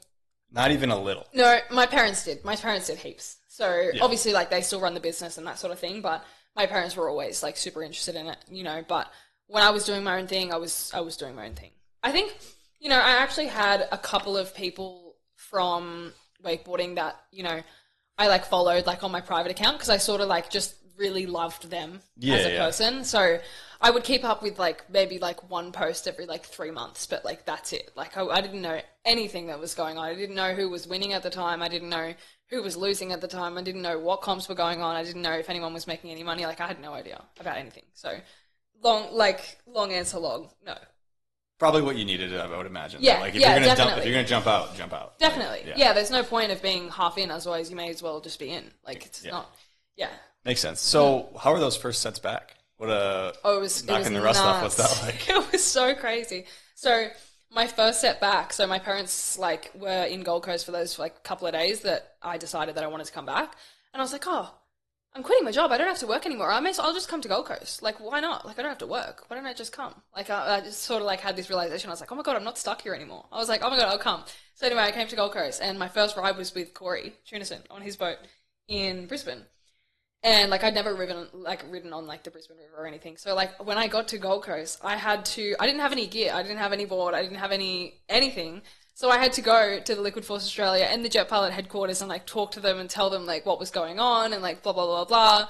And I walked out of there with a board because I was like, I can't do it if I don't like have anything, like, you know, sort of thing. So I literally had to acquire all the gear in like an hour to go. And Corey's like, why are you taking so long? I'm like, I don't have a board. Like, what do you mean? Like, of course it's going to take so long. So anyway, I was doing that. And, yeah, so I had to just like acquire all this gear in like an hour. And I was like, okay, I'm coming. So anyway, and then I went and yeah, I rode for the first time. And like, obviously like I didn't feel like, I felt like when I was winning world championships and stuff, but like it was really, really not bad, like at all. Like it was crazy. Like I landed a dum-dum first go, tension of line first go, like all the stuff that I used to do. Like, you know, there was definitely some things that I feel like I had a little bit of a mental block on, sort of always. Like there's always some tricks that I feel like are a little bit harder than others, and I didn't go out and like try all of those or anything like that, or like the ones that I can do, but sometimes I'm like, you know, like I just did the stuff that I is hard stuff, but I feel confident with. So yeah, I landed the dum-dum first go, I landed the tangent blind first go, cap 5 first go, and I was like, bro, what? I can like still do it. Like this is crazy. Like I thought I was going to be like a loser. Like I didn't think I was going to be able to get up. I literally, after quitting for that long, because the boats had all like changed and like all the stuff had all changed, Corey told me to put my board in the rack and I didn't know how to do it. I was like, wait, how do I do up the thing again? like I had no idea. And then anyway, so yeah, I actually rode really good. And yeah, it was nuts. It was crazy. So my first ride was there, which I'd never ridden really up there at all. Usually just ride at home, and then after the little trip, then I came home and started training because I literally decided that I wanted to wakeboard 1 month before Moomba. And I had it in my mind that I was going to win Moomba, so I had to train. So I was going to ask when this was, because Moomba was your first win back, right? Your first contest back. Mm-hmm. And I didn't realize that was a month. Yeah. You know, so I came back to wakeboarding literally like on the 1st of February, and Moomba was like the 5th of March or something like that. So it was literally like a month. And I wanted to win Moomba so bad, like so badly. That's why, as I was saying, like it was my biggest, like the win that stands out so much to me, because I wanted to win so badly.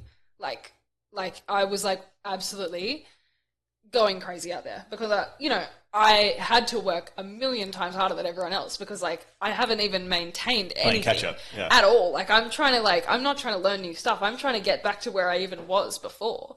Like to even get to that point, I was like, I don't even know if I can do that. But then, I did a couple of rides and I was like, oh, I'm not that useless, so I can probably get there. But yeah, I rode so hard to just get back to even what I was, and then, yeah. Now for a quick word about the Malibu Rider Experience. The Malibu Boats Rider Experience is coming to Winter Haven, Florida, June 1st and 2nd. Make sure you get signed up today at the WWA.com/Rider Experience for a shot at a WWA Regional Championship, featuring all WWA divisions for wakeboard, wakeskate, foil, and wake surf. Find your truth on the water at the Malibu Boats Rider Experience. So, yeah, I guess walk through that contest, because this is your first contest back. It's Moomba, obviously, like, not your backyard, but it's Australia. Yeah. It's the biggest contest in Australia. Yeah. So, yeah, walk through that contest and then eventually getting the dub. Oh, it was absolutely, like, ridiculous. It was so cool. So, I was so nervous at Moomba, like, so nervous, because, like, I am, like, honestly one of the most competitive people you'll ever meet. Like, if I have it in my head that I want to win and I don't win, like, I get so, like, I don't get angry and, like, throw my board and stuff. Like, I'm not that sort of person, like, as in, like, in real life, but in my own head, like, if I don't win when I told myself that's what I've come here to do, then obviously, like, I'm very hard on myself, about it. But yeah, so when I came there, I was 10 times more nervous, because I literally, like, I didn't have the mindset that I was going in there, that this is my first comp, and, like, I'm super excited to be back and to see everyone, like, and, yeah, like, my mindset was like, oh my God, like, it's going to be crazy, like, to see everyone, because I haven't seen everyone in so long, and, like, all that sort of stuff. But my mindset was I was going there to win. So I had the pressure not of competing in Moomba, But I had the pressure that, like, I believed in myself that I was going to win. So, like, I had double pressure of just, like, even just competing, not expecting to win, you get nervous enough. But, like, competing and, like expecting yourself to win is, like, ridiculous. Like, you put so much pressure on yourself. Like, I was literally, like, on the dock, I was, like, fully, like, shaking and stuff. But then when I was riding, I was still, like, shaking and stuff. Like, I was riding like this. And I was like, oh my God, like, can I still ride like this? I didn't even know you can do that, but you can. So, yeah.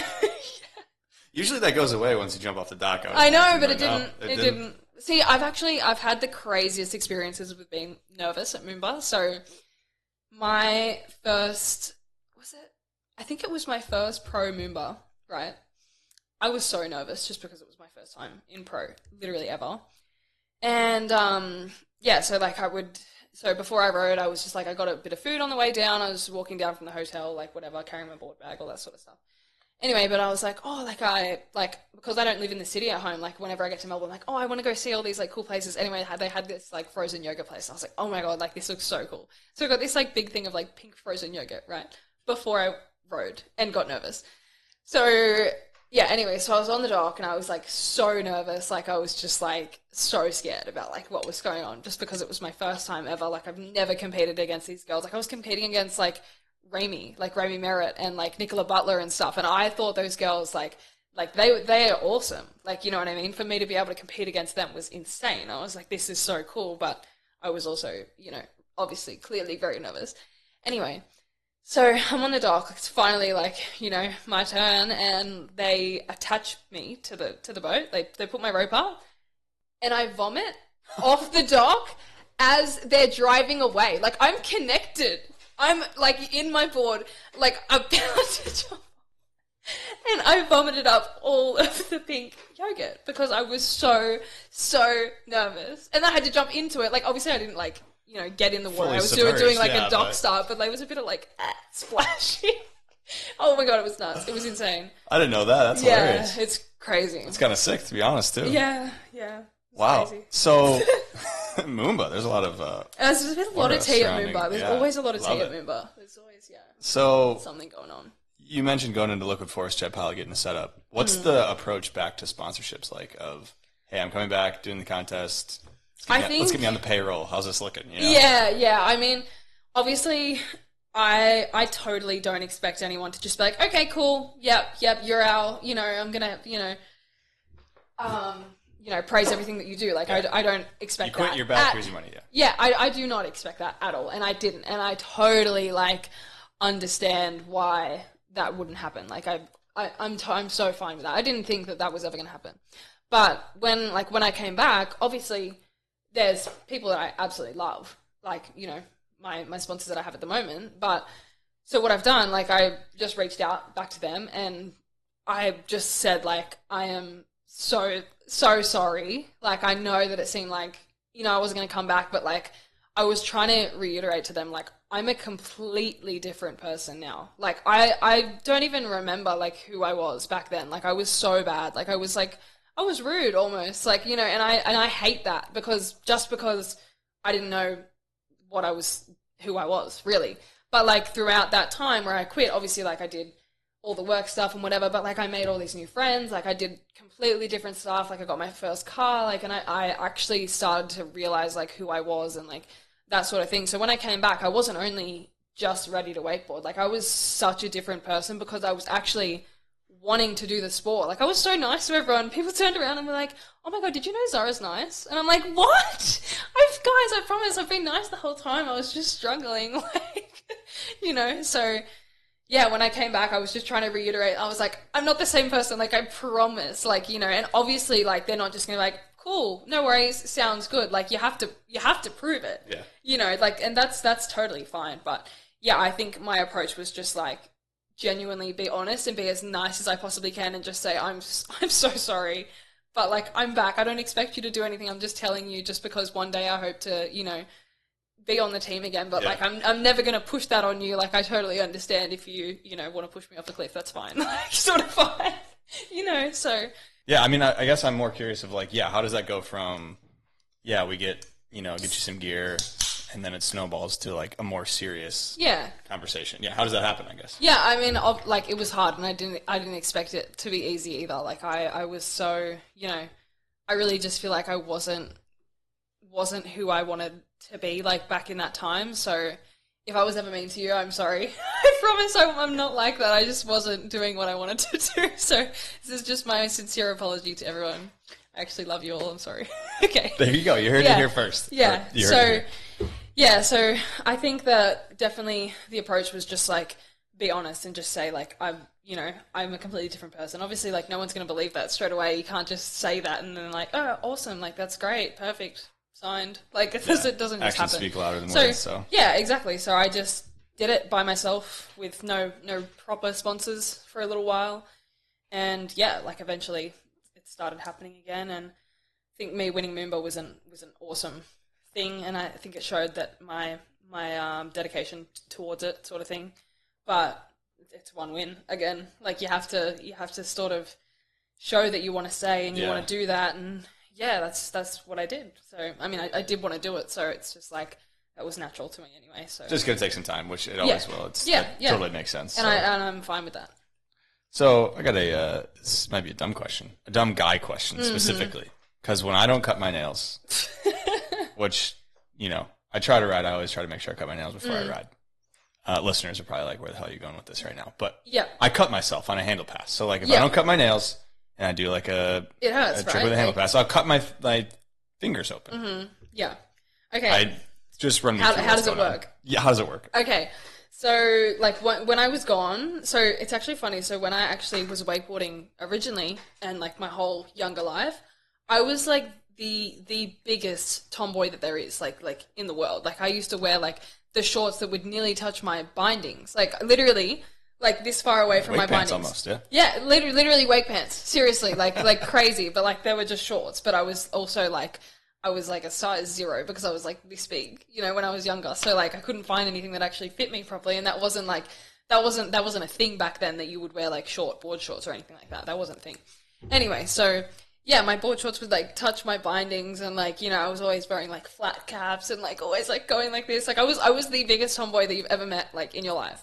So when I quit and like I did all the stuff, and like that's when I knew that I wasn't like really like that. I think that was just the sport that I was in, sort of thing, and like that's what everyone does. Like when you're in a male dominated sport, like you can't really be like a diva about it, I guess. So yeah, but anyway, so once I quit, I knew that was actually like who I was. Like I just wanted to be a girly girl, like always, And obviously I was doing that like when I was gone, but like that's just who I am. So when I came back, I was like, I'm not going to dumb that down like at all. So yeah, like I ride with my nails, my lash extensions, my like fake tan, like all of it, literally all of it. Like I know that it seems like a little bit over the top, but like that's what I would be doing if I was just walking around anyway. Like I want to do that, and I, don't want to sacrifice that for sport, sort of thing. Like, and I like, as you were saying before, like it's not practical, I don't think, but I've gotten used to it. Like I barely break my nails wakeboarding ever. Like, and like they're that long.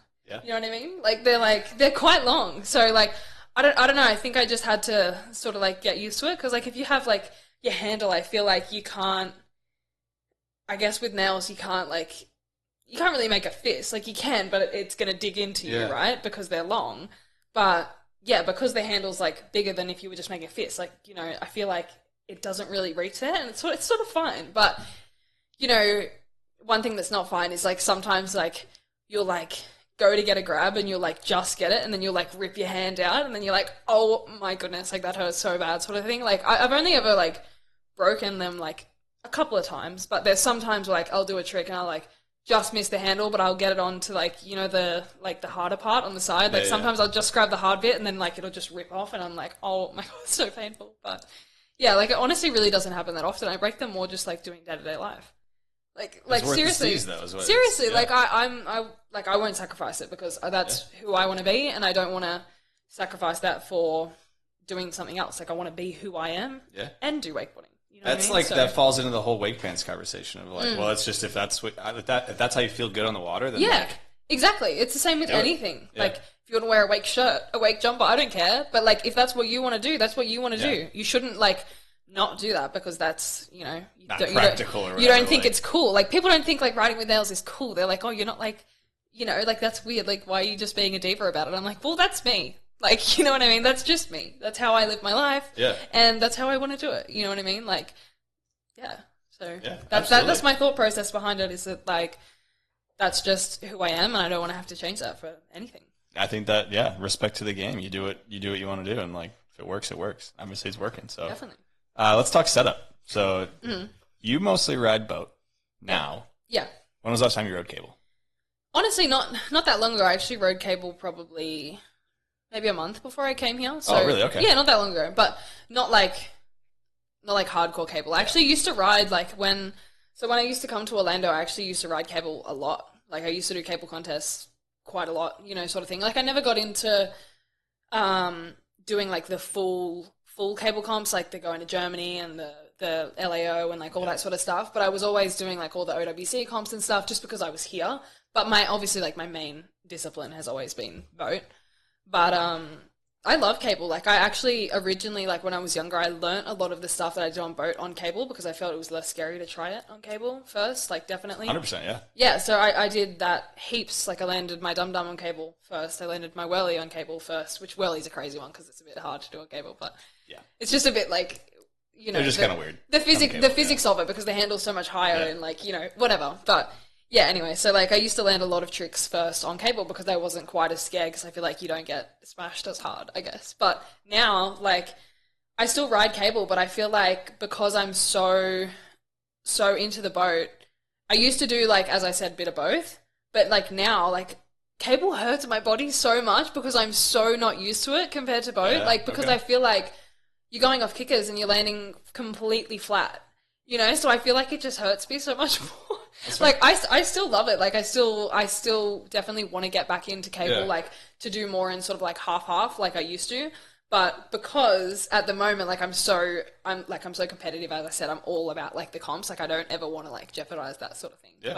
But I definitely, I love cable. Like, it's sick. It's actually Sick. really cool. Love it. Yeah, I used to be, like, just as good on cable, like, if not better than on boat. But, like, that was just because it's easier and it's hard. Like, not easier, like, it's easier to try tricks because I feel like it doesn't hurt as much when you fall. Yeah. But what I'm saying is, like, when I go off kicker and I don't fall, it's just, like, just the impact is like, okay, ow. It's like, definitely different because it's definitely different. If you hit an XL and you don't go like mega big, it's That's like what I'm saying. It's right just on. like you literally just stand, just like it's like you're landing on this table. Like, you know what I mean? Find me on the rails. That's where you'll find me. So board size though, like setup, stance angle, board size, rope length, boat speed. What are we looking at for a normal set? So I ride Harley's board. So I ride the Aero Remedy. So I've always loved like a light moment, you know. So I'm very So actually, it's quite interesting. So I'm riding Harley's board, so the Aero Remedy. I always ridden a really small board. Like, I've always liked a small board. So mine's a 134. I mean, I'm not that tall, but Yeah. I feel like that's not a massive board. That's for sure. It's like, it looks like a kid's board, actually, really. So I ride a 134 Aero Remedy. It's the best thing ever. Like, I love it. But I actually ride cable boots on my board because I like having a ridiculous amount of flexibility, like in my ankles and my feet. Really? So I actually Okay. ride Teos on my boat board. Yeah. Yeah, so I don't know, I just felt like I never could do what I wanted to do when I was fully in like a boot that was like, you know, felt like I'd broken my ankle sort of boot. You know, those ones that are really like trying to stop you from moving sort of thing. So I felt like I just wanted to do what I wanted to do, and I'm like, why is my foot not coming with me? You know, sort of thing. So I've actually ridden Teos for like the longest time now, and I love them. Like, they're so flexible. Like, but like when I'm like boning a grab or something like that, like I can actually do it without feeling like, you know, awkward sort of thing. So yeah, so I ride Aero Remedy with the Teos. So boards are 134, which is like pretty small. And then on cable, like, you always ride, like, you know, a bigger board, but I'm always trying to get a board that's, like, closer. Like, everyone's like, yeah, like, it's so much easier on a bigger board. And I'm like, yeah, I want to ride, like, a 136 or something. Well, it is, but then it's like, if you're going to do it every day for the next, like, 5 months, you get, like, a bigger board, get used to it, get into it. But, like, if you're used to riding a smaller board, you're jumping to cable, which is different, and then you're also jumping to a bigger board, which is different. So it's like, that makes sense. I actually got, so my cable board at the moment, I think, is a 142, so it is bigger. Yeah. But it's not, like, insane, you know, insanely bigger. But yeah, so that's my board set up, and then my rope, I do 72.5, which, yeah, like it's sort of, I don't know, like I'd like to ride 75, but it's just like, it's another one of those things that I don't feel like I need to mess with right before competitions. Like if I'm done the competition and I have that time where I can go and do a bunch of new stuff and progress and try a bunch of different things, then like I would do stuff like that. Yeah. But, you know, I don't feel like right now is like the right time for it. But yeah, so that's that. And then obviously always ridden behind Nautique G23. So that, and then, so it's actually funny. So at home, like we ride on, like ours is a river. It's not a lake at all. So it's really tidal, like super, super tidal. So like for the longest time, I didn't even know what speed I went, because seriously, like you'll go one way, you'll be going like 25, and then one way you'll be going like 20. Like it's like, you know, the tides, like you never really know like what speed you're actually doing. But since I've been here, I think 22.6-ish, just depending on like, you know, the wind and like that sort of thing. But I feel like I'm normally like 22.6. Okay. 22.6, 72.5 usually is the... Yeah. And what's your stance angle? What are we looking at 12-12. 12-12, classic. I'm a 12-12. It's a classic stance I angle. know, I'm a 12-12 girl. Okay. Yeah. So I touched on content at the beginning of this, and I do want to dive into that a little bit, because since coming back, Sorry, it seems... my phone's going off. Well, that's content. That's perfect timing right there. You're probably getting likes and follows as we speak. So yeah, that would be nice. Since coming back, you know, I feel like it's been a regimented approach. Like maybe that's too like aggressive of a word, but it's like it seems very calculated, dialed in terms of like your social media presence, like what you're putting out there, the quality, quantity, all that stuff. Yeah. Was that something that you, when you decided to come back, you're like, this is another aspect that I'm going to do? Definitely. So I started social media actually a couple of days before I started riding. I didn't know what I could post because I wasn't actually riding yet, and I couldn't ride because I was in Gold Coast and I was riding with Corey, so I didn't have my own boat. I couldn't just like go out there and ride. Like we'd organised to ride on a certain day and stuff. But so pretty much, as I said at the start of this, that when I quit for 3 years, I didn't post anything on that account, like at all, for literally 3 years. So when I left, I had like 10,000 followers or something like that, but like obviously it kept slowly going down because I'm not posting anything at all. Yeah. So I had 10,000 followers when I started again. So like when that 3 years ended, I already had like, you know, a couple of followers. So from there, I really wanted that to become a different aspect of like what I'm doing. Like I really wanted to do social media as well. Like I wanted to become famous, you know, like, and I'm, you know, I'm not famous, but like, I think that having a social media presence is so important, especially like these days. Like these days is crazy. Like if you're going to talk to anyone, any sponsors, any brands, like it's literally pretty much all that matters at this point. Like when it comes to marketing and sales and that sort of thing, obviously there's millions of different other parts of, you know, business that matters as well. But when it comes to like promotion, social media is where it's at the moment. Like there's, you know, people aren't really paying millions of dollars for like TV ads anymore because it's, you know, it's not really a thing anymore. Like, you know, yeah, so social media became like a super, super important part for me. Like I really wanted to do social media and I really wanted to become successful on social media. So I started that as soon as I possibly could because I could actually do that. I couldn't wakeboard, but I could start that. So I just started like posting like a couple of like little throwback photos and stuff, and people are starting to comment. They're like, "Do I sense like a comeback? Like, why are you posting on this account?" And I was like, "No, stop! Like, you know, like you guys don't know anything. I promise. You know, whatever." But yeah, so like I started social media like from the get-go. So as soon as I decided I was wakeboarding, I was doing social media as well. So yeah, like because obviously like in that time where I quit, it was sort of like when it got big sort of thing. And like, obviously I'm the girl who sits there and watches everyone else's TikToks all the time and Instagrams and all that sort of stuff. And I was like, I want to do that. Like, I want to have a platform and a personal brand and like, you know, that sort of thing. So that was really important to me to make a personal brand. And I think it was always as well, like something that you have as well. You always have that. Like you can't, if you're like a big person, like even like Sean Murray, like he has heaps of followers, right? But he does the YouTube. He's very personable. He's very like good on there. But like he always has that no matter where he goes. Like anything that he wants to do, he's got a bunch of people that he can show and he can like, oh my God, I'm doing this event. Come guys. Like, you know what I mean? He always has like that amount of people that are super interested in like what you're doing, which I think is super cool. So yeah, I did social media from the get-go, and then I actually didn't think it was going to take off like it did. Like I thought that, you know, I was going to do it and it was going to be like slowly, you might get a couple more followers and stuff. I didn't really know actually how it worked. So on Instagram, like, because I like during my like time off, I was watching like heaps and heaps of TikTok. So I knew that you could go viral on TikTok, but I didn't think you could go viral on Instagram. I didn't think that was a thing. Like back in the day, I thought that like I don't really know. I just didn't really think it was a thing. Anyway, and then like I started posting like videos, and then I obviously discovered how like what works for me and like how I post now. So I literally like found what works for me and then just used it like forever since then. So okay, so yeah, I was going to ask about that as well. Yeah. Like, so like with the Instagram, I was doing that and I was just sort of posting like just because to get anywhere on social media, first thing you got to do is post. I didn't know anything about it, but like you just got to post. So I was just posting. And so my boyfriend, he runs his own business and he does all the social media and all the marketing and all the, like, everything you have to do for the business.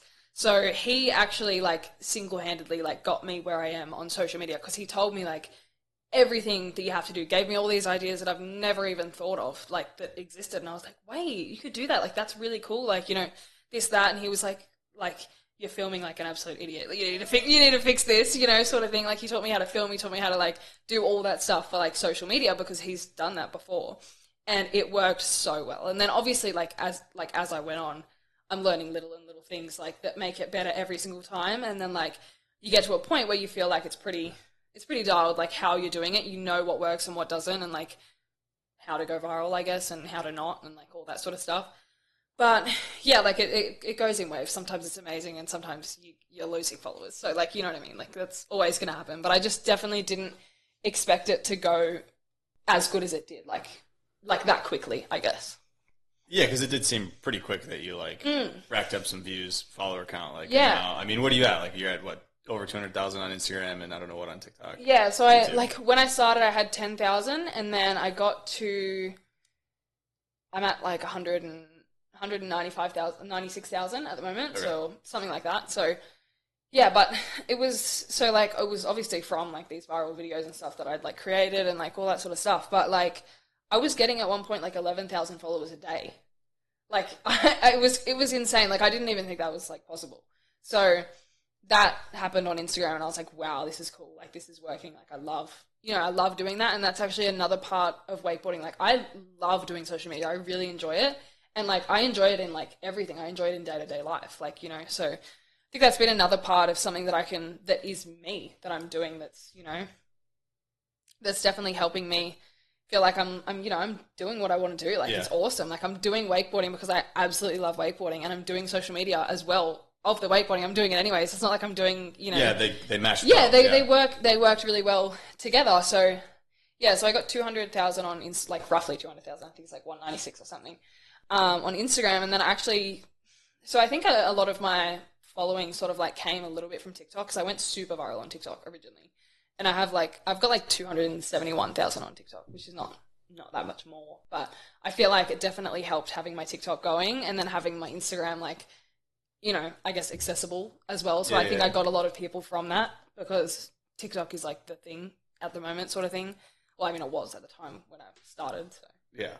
Okay. I got a lot of questions, honestly. It's okay. So, TikTok versus Instagram. Mm-hmm. And if you're not interested in social media, this might not be very interesting to you, but most people have social media, so I think it is pretty interesting. TikTok versus Instagram. Is there a different strategy you have for either of them, or are they mostly the same?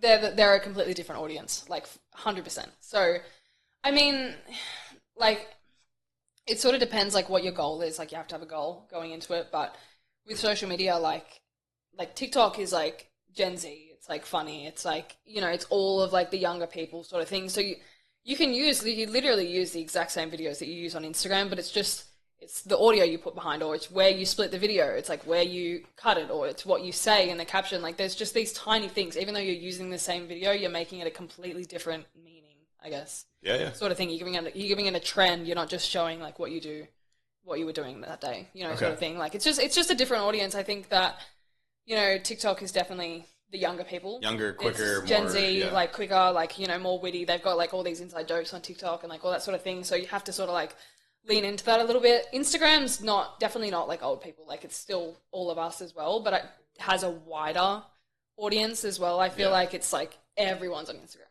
you've always been on Instagram, everyone's on Instagram. You know what I mean? Not everyone has seen that TikTok come out and knows that it's a good thing and they go and download it. Like, that's only like a small, I feel like it's a little bit of a smaller niche. Like, even though there's so many people on it, but it's like the actual age audience on Instagram is like, everyone's on Instagram. Yeah. You know what I mean? Everybody's parents are on Instagram yeah, too. Like, if I'm a grandma, I'm on Instagram. Yeah. You know what I mean? Like, so, yeah, I just feel like there's two sort of different audiences, but yeah, like, obviously I'm only going to film what I'm doing once, so I'm only doing, you know, the same thing, but it's just the way that you turn it just a little bit to make it, you know, have a different meaning or come across a different way, I guess. Different strategy. But, okay, that's helpful to know, I'm sure, for a lot of people. So, do you make money from social media?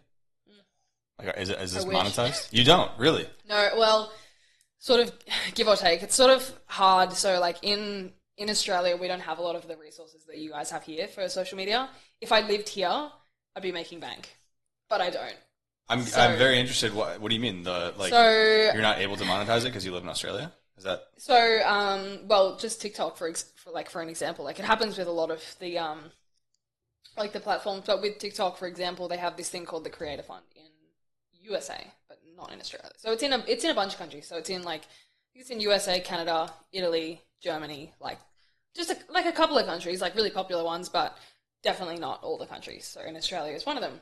And I think it's apparently because of our laws or, I don't know, something like that. Yeah. Anyway, but you get paid like per view for that. So people will be posting like videos with millions and making like $5,000 from the video. Yeah. But like we make nothing in Australia, and all the creators in Australia are obviously so annoyed about it because there's people in Australia that have like hundreds of millions of followers, way more than me, like times a million, you know. But they're not making $1 from anything, you know. So really, I think that with us, like people like that can't actually get paid for it because of their situation or their location or whatever it is. I think like it's just having that, you know, platform, and the only way that you can make money is if you have brands. You use that to bring to the brands, yeah. Yeah, but you know, like it's hard. Like you should be making money from social media technically. 100%, yeah, because you're driving eyeballs and time spent. Yeah, on their app, to their app, like, you know, and that's why you do make money on like they run ads and stuff. So it's but no, because I live in Australia, it doesn't exist. You got to change that. I know. See, that's the thing. I was gonna change it to America, but they obviously know the whole like visa thing. So like to change it to say that you live in America, you have to be here more than 90 days. I'm not going to be here more than 90 days, you know. So situation. Okay. Yeah, but they're obviously into it. They know, that you can't just go to America for 2 weeks and then be like, I'm getting paid, you know. So yeah. How long would you say an average reel takes from like to edit it? Just shoot, like writing, shooting, everything, editing, posting it. Honestly, I don't like. It really does depend. I've had videos that I've spent hours and hours and hours on, and they get no views. So that's usually how it goes. No, seriously, like I just like have this thing that I feel like the more time you spend on it, the less views you will get. Genuinely, like I agree. Yeah, it's insane. Like sometimes I'll post something, I'm like, guys, this is the one. Like this is going so the viral. Beat hits like right here, it's perfect. Yeah, like I've worked out the whole thing. Like the beat works absolutely perfectly. Like it's a viral song at the moment. Like look at the sky. Like this is all perfect. Like it's all just coming into one, and it'll get like 2 views. And I'm like, and then I'll post something, and I'm like, oh, I haven't posted in a couple of days. I should quickly just post something. Blah, blah, blah. Yeah, couple million views. Like what are you talking about? Like I'm sorry, come again. So yeah, like it was, I don't know. So it sort of depends, like with the filming and stuff, like getting ready, I try to just get ready and just film it. I don't try and like, you know, do stuff a million times to make it perfect, you know, sort of thing. So, and if I don't get it perfect, then I just don't post it, you know. But I can't just be like sometimes, like I'll obviously spend longer than a normal person, like just filming and like all that sort of stuff. But I can't have my dad out on the boat for an extra 6 hours just for him to like. Shot, even just like what I do at the moment, he's like slamming his head on the steering wheel, like, oh my god, hurry up! Like I can't deal with it. So you shoot. I mean, you shoot a lot of reels though. You put a lot of content out. So much. Like you ever get burnt out of like because it seems like you have somewhat of a formula of like how reels are put together, songs and all that stuff. Do you ever get like bored, burnt out of like, oh man, we're doing another reel, like? Nah, like I mean, it's sort of hard. Like I'm aware that I post the same thing, like, you know, and I don't mean like the same tricks or the same boat or the same lake, but like The general concept of the content is like me being me getting ready, and me riding, you know. And like I get that's hard to grasp for like people that watch stuff my stuff all the time. Like, should I even watch this? Literally, it's the same thing. But like I've found what works for me, and it's so hard not to do that when I know that it's worked so well for me, and that's what I'm doing anyway. Like I am getting ready every day, and I am riding every day. So it's like, you know, I get that I should be doing like trying out some different stuff and like all that sort of stuff, but like I at the moment, like I'm in a point where like my Instagram's just like not vibing. Like it's just like having one of its times.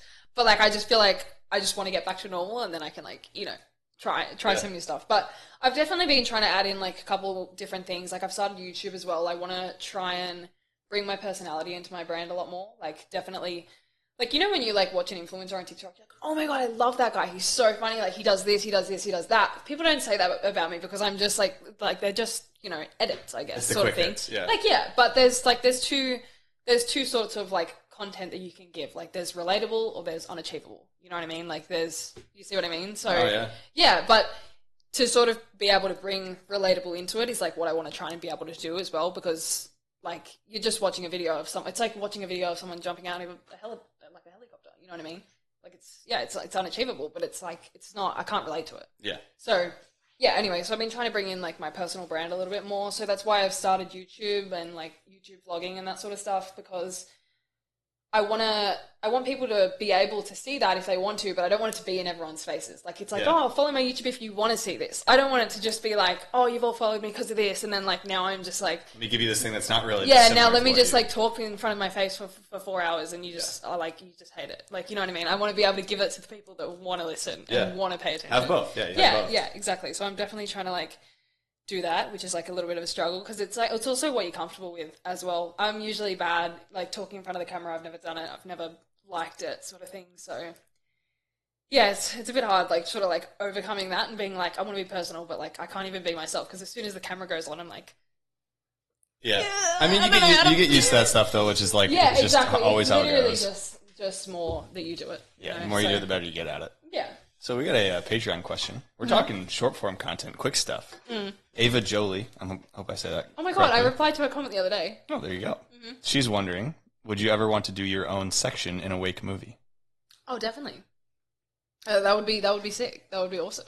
That would be really cool. It just doesn't obviously seem like, you know, it really happens that much anymore, like the whole movies and stuff like that, but I would love to do that. Like I've grown up watching the movies and stuff like that, and they're awesome. Like, they're so cool. I don't think that social media should be the only thing. I'm just doing it because I know it's big, but I don't want that to just like be the only way that people do it. Like, I still want to like see all that stuff. I think it's sick. Like, it's awesome. So, yeah, I definitely want to do that.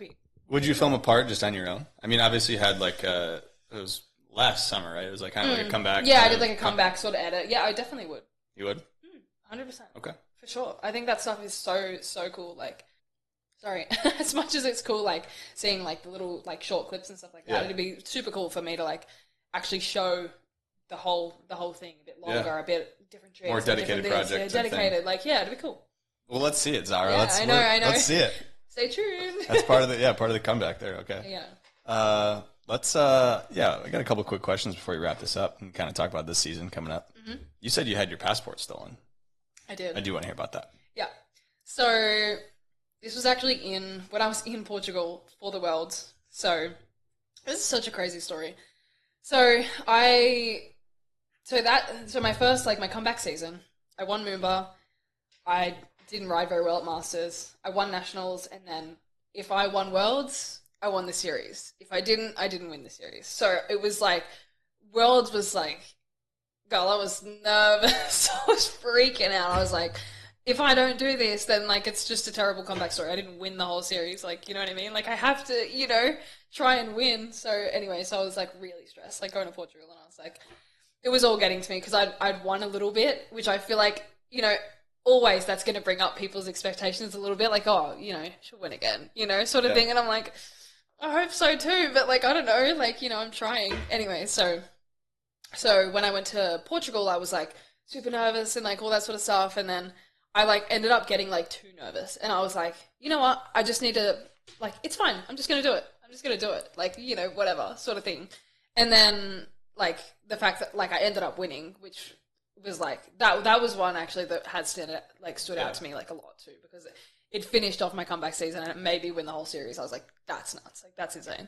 So, yeah, so that definitely stood out, and it was really cool, and, like, I won, and I, like, you know, was like, wow, like, this is, you know, insane, like, being, like, I've never been world champion of pro. I've been world champion, like, of, you know, my age group, my division, that sort of thing, but to be, like, world champion of, like, the pro division was insane. Like, I've never had a feeling like that, ever. It was so cool. So, it was, like, literally the craziest day of my life. Like, I won. Everyone was like, oh, my God, like, she won. Like, it was just, like, nuts. Like, because it was my comeback season as well. Like, there was so much, like, hype about it. Like, the presentation, like, they actually had it in a really sick spot. Like, they normally just, like, do it, like, at the comp sort of thing. But they had, like, a full, like, party, like, set up for it and stuff. And they, like, announced it really cool. And I was like, oh, my God, like, this is awesome. Like, the way they did the whole thing was really cool.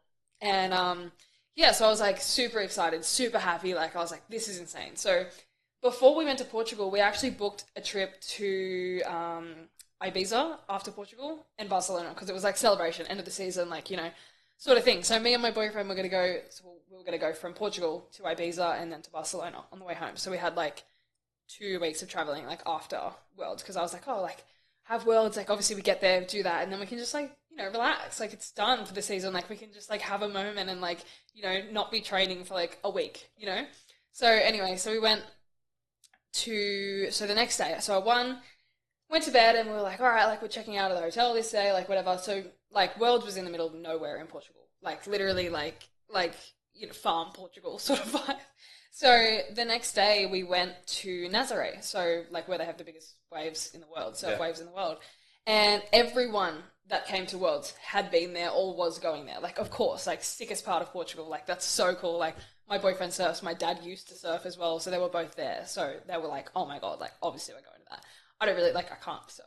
But, like, I think it's cool. Anyway, so I went. And we all went to Nazaré, and it was actually, like, it was a horrible day. It was actually, like pouring down with rain and, like, all that sort of stuff. So, anyway, so we went to, like, the lighthouse where you know, look at all the waves and, you know, all that sort of stuff. And so there's not, like, a proper, like, car park for it. It's sort of sketchy. Like, there's all these, like, little sort of, like, gravel, like, alleyways that you, like, sort of, like, all the tourists just, like, park, you know, up along them and just walk up to, like, the lighthouse. Anyway, so we couldn't really find where we were going, so we just, like, parked on one of those, like, gravel roads. And we're like, oh, like, so excited. But we just checked out of our hotel, so we had all of our stuff, like, with us in the car. Because after we were going to Nazaré, we were going to, like, the airport. So, anyway.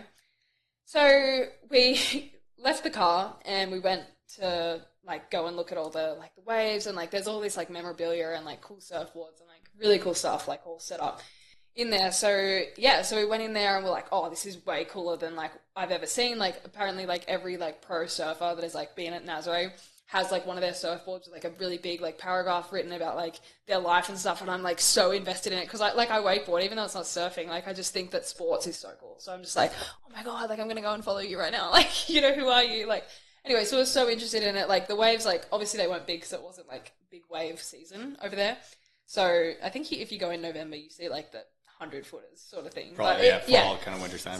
Something like that. But yeah, it definitely wasn't like ridiculously big. But it's bigger than like what I see at home, and I live at the beach, so like, you know. Yeah, so anyway, so we're like, this is the best day ever, like super cool. But it was pouring down with rain, so you got to keep that in mind. It was pouring down with rain that day, so it was a terrible day. Anyway, so we're walking back, and we're going to walk back to the car. It's like sort of a while to walk back to the car. We're walking back for like 5 minutes, and it was me walking, my boyfriend was behind me, and then Dad was like the last one. And I was like walking, and we get to our rental car, and you know how in Europe there's glass on the ground like everywhere, just because there's drama all the time. Like there's glass on the ground everywhere, right? And I literally like walked to the car, and I looked down at my feet, and I'm like, oh, there's glass on the ground, you know, whatever. I look up, and so someone has smashed into our rental car window, opened the door, taken like everything that we own. So we had all of our luggage bags for our like month trip in Europe. So I had a big bag, Dad had a big bag, Ryan had a big bag. I had a carry-on, Dad had a carry-on, Ryan had a carry-on. So all of that stuff, every single thing that was in there, gone. They just took the whole bag. They literally took the whole bag, my board bag, my world champion trophy, like everything that, like, so they didn't take that, but that was in the car. Yeah. So they took the only things that I could, like, that I couldn't replace. Like, they could have taken, like, if they, like, I don't want them to take anything, but if they were to take something, I wouldn't struggle to, like, get a board. Like, that would be okay. But you've taken, like, my life, like everything. So it was insane. So we actually lost our passports. I had a brand new GoPro in there. I had, like, this hair straightener. Like, obviously it sounds ridiculous, but it was like $1,500. Like, GoPro, like, my computer, like literally everything you could possibly think of that wouldn't be, like, in your normal day-to-day, like, bag, right? And yeah, so every single one of us lost our passports in those bags, and we were like, oh my god, like, what do we do? Like, what do you even do in this situation? Like, we have nothing. Like, we were so lucky that we even had our phones. Yeah. Like, that was it. And yeah, so we called the police in Portugal, and they came and they were like, yeah, like, you know, this is actually, like, you know, nuts. And I was like, well, can you find it? Can you, like, what happens from here? Like, what do we do, you know? And they actually ended up telling us that people in, like, Portugal that, you know, do this stuff, like thieves and stuff like that, they do it usually in big wave season, or, like, when they know a bunch of tourists are coming, like, you know, that sort of thing. Like, that's usually when stuff like that would happen, like, or in a big shopping center where there's heaps of people and, like, you know, whatever. No, it wasn't even big wave season. As I said, there was no one there. There was, like, a couple of cars, right? So yeah, so the police were like, yeah, it's actually crazy. We can't find it. We can't do anything about it because it was pouring down with rain. That's why they did it when they did, because you can't see the thumbprints on the car. It just slides straight off. And I was like, I literally started having an epiphany. You have to be so smart to be a criminal. I would have never thought of that, ever. Like, you know what I mean? Like, what? Anyway, so yeah, found out that they did it because it was, like, you know, pouring down with rain. We had our bags in the car. Like, you know, obviously, like, it's sort of dumb looking back. But you also don't think that, like, your car's going to get broken into and, like, stolen. You usually don't assume that unless if you know it's like, okay, yeah, we're in a bad area. When we went to, like, Barcelona, like, I knew that there was a bit of, like, pickpocketing, like, sort of stuff in Europe, so I was always aware of that. But I'm not aware of, like, a full crime, like a full, like, thief, like, break the window, smash glass everywhere crime. Like, I feel like that's a different ballgame, but I would agree, yeah. Yeah, so we did that and then got our passport stolen, and then we were actually supposed to fly out of Portugal that afternoon, but we couldn't because we didn't have a passport. Yeah, need that. So we had to go to the Australian embassy in Portugal and apply for emergency passports. But usually, so emergency passports only get you home. You can't do anything. Yeah. Right? And we had a whole 2-week trip planned in Ibiza, which we were so excited about. So we went to the embassy and we're like, oh, like, we need emergency passports. We've got our passports stolen. This is what happened. Here's the police report, blah, blah, blah, blah, blah. And they were like, okay, no worries. And, like, usually they take probably, like, 3 days sort of, like, to come through. But, like, they were really good about it. So they actually got them to us within, like, just over 24 hours. So we actually only ended up having to stay one more night. Oh, wait, maybe it was 2 days. No, I think it was 24 hours, actually. So I think that we only ended up having to stay one more night, but painful having to pay for another night of accommodation for no reason. We were supposed to leave, and we had to cancel our flights because we weren't flying out. Then we had to get new flights. So, you know.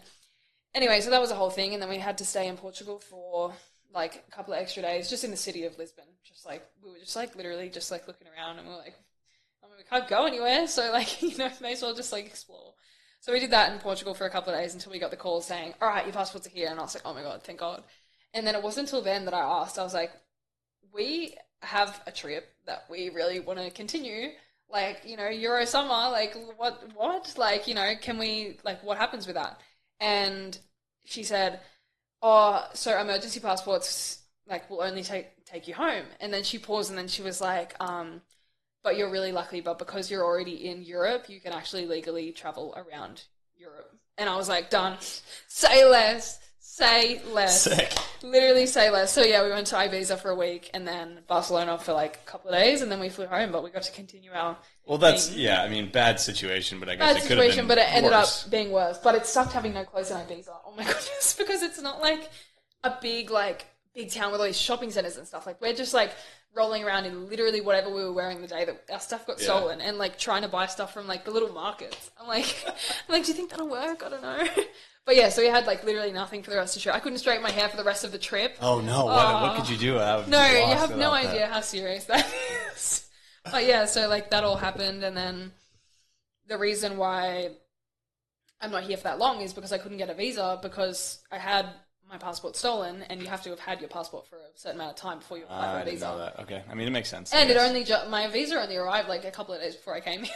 My passport, sorry. Your legit passport, yeah. Yeah, crazy. Dang. Wow, yeah, that is very unfortunate. Could have been worse, I guess, but still pretty bad.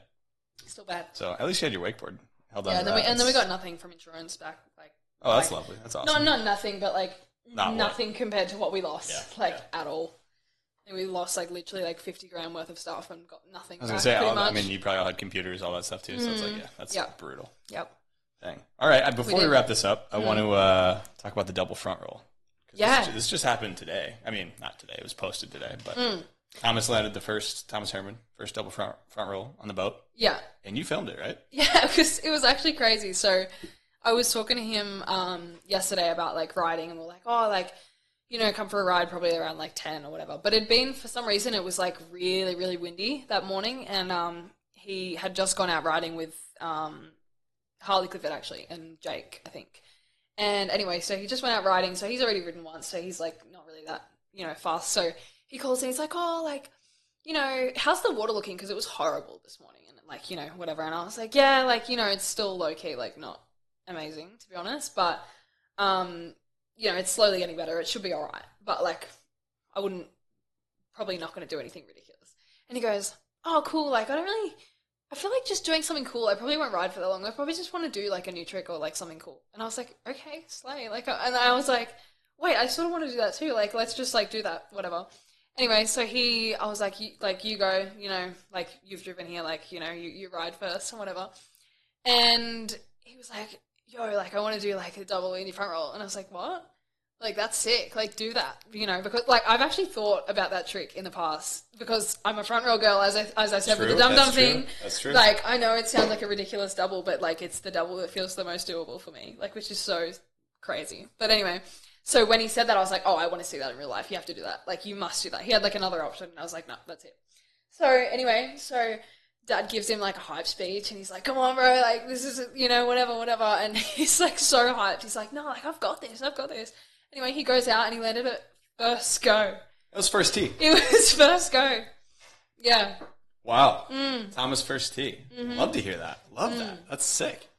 I'll throw that clip in, obviously. It was such an awesome... I'm also just shocked that hasn't been landed before, if I'm being I know. Honest. Yeah, it's crazy. It's just I don't know. Maybe it's just... I mean, it's a leg breaker for sure. It's like... I feel like the front roll is the trick that, like, I'd be most apprehensive to try a double of because it's like... You're coming around land on your legs, but Thomas handled it. Like, you just handled it. All right, let's we'll wrap this up here. Yeah. What anybody you'd like to thank or anything you just want to touch on here? I want to thank everyone and thank you so much for listening to us babble on. Yeah, of course. Yeah, for a little while, but yeah, and I appreciate like my sponsors as well and just everyone that's listening and my dad, as I mentioned before, for putting up with me and my mum. So thank you everyone for putting up with me, and I promise you that I'm a nicer person now. And thank you for having me on. Yeah, of course. It was really cool, really fun. Absolutely, yeah. Thanks for coming on. It was awesome to do this. Thanks everyone for tuning in. Make sure to like, comment, subscribe. If you guys are on the YouTube, if you're listening on Spotify or Apple, make sure to rate 5 stars. That means a lot. So thanks for tuning in, and see you guys next time. Bye.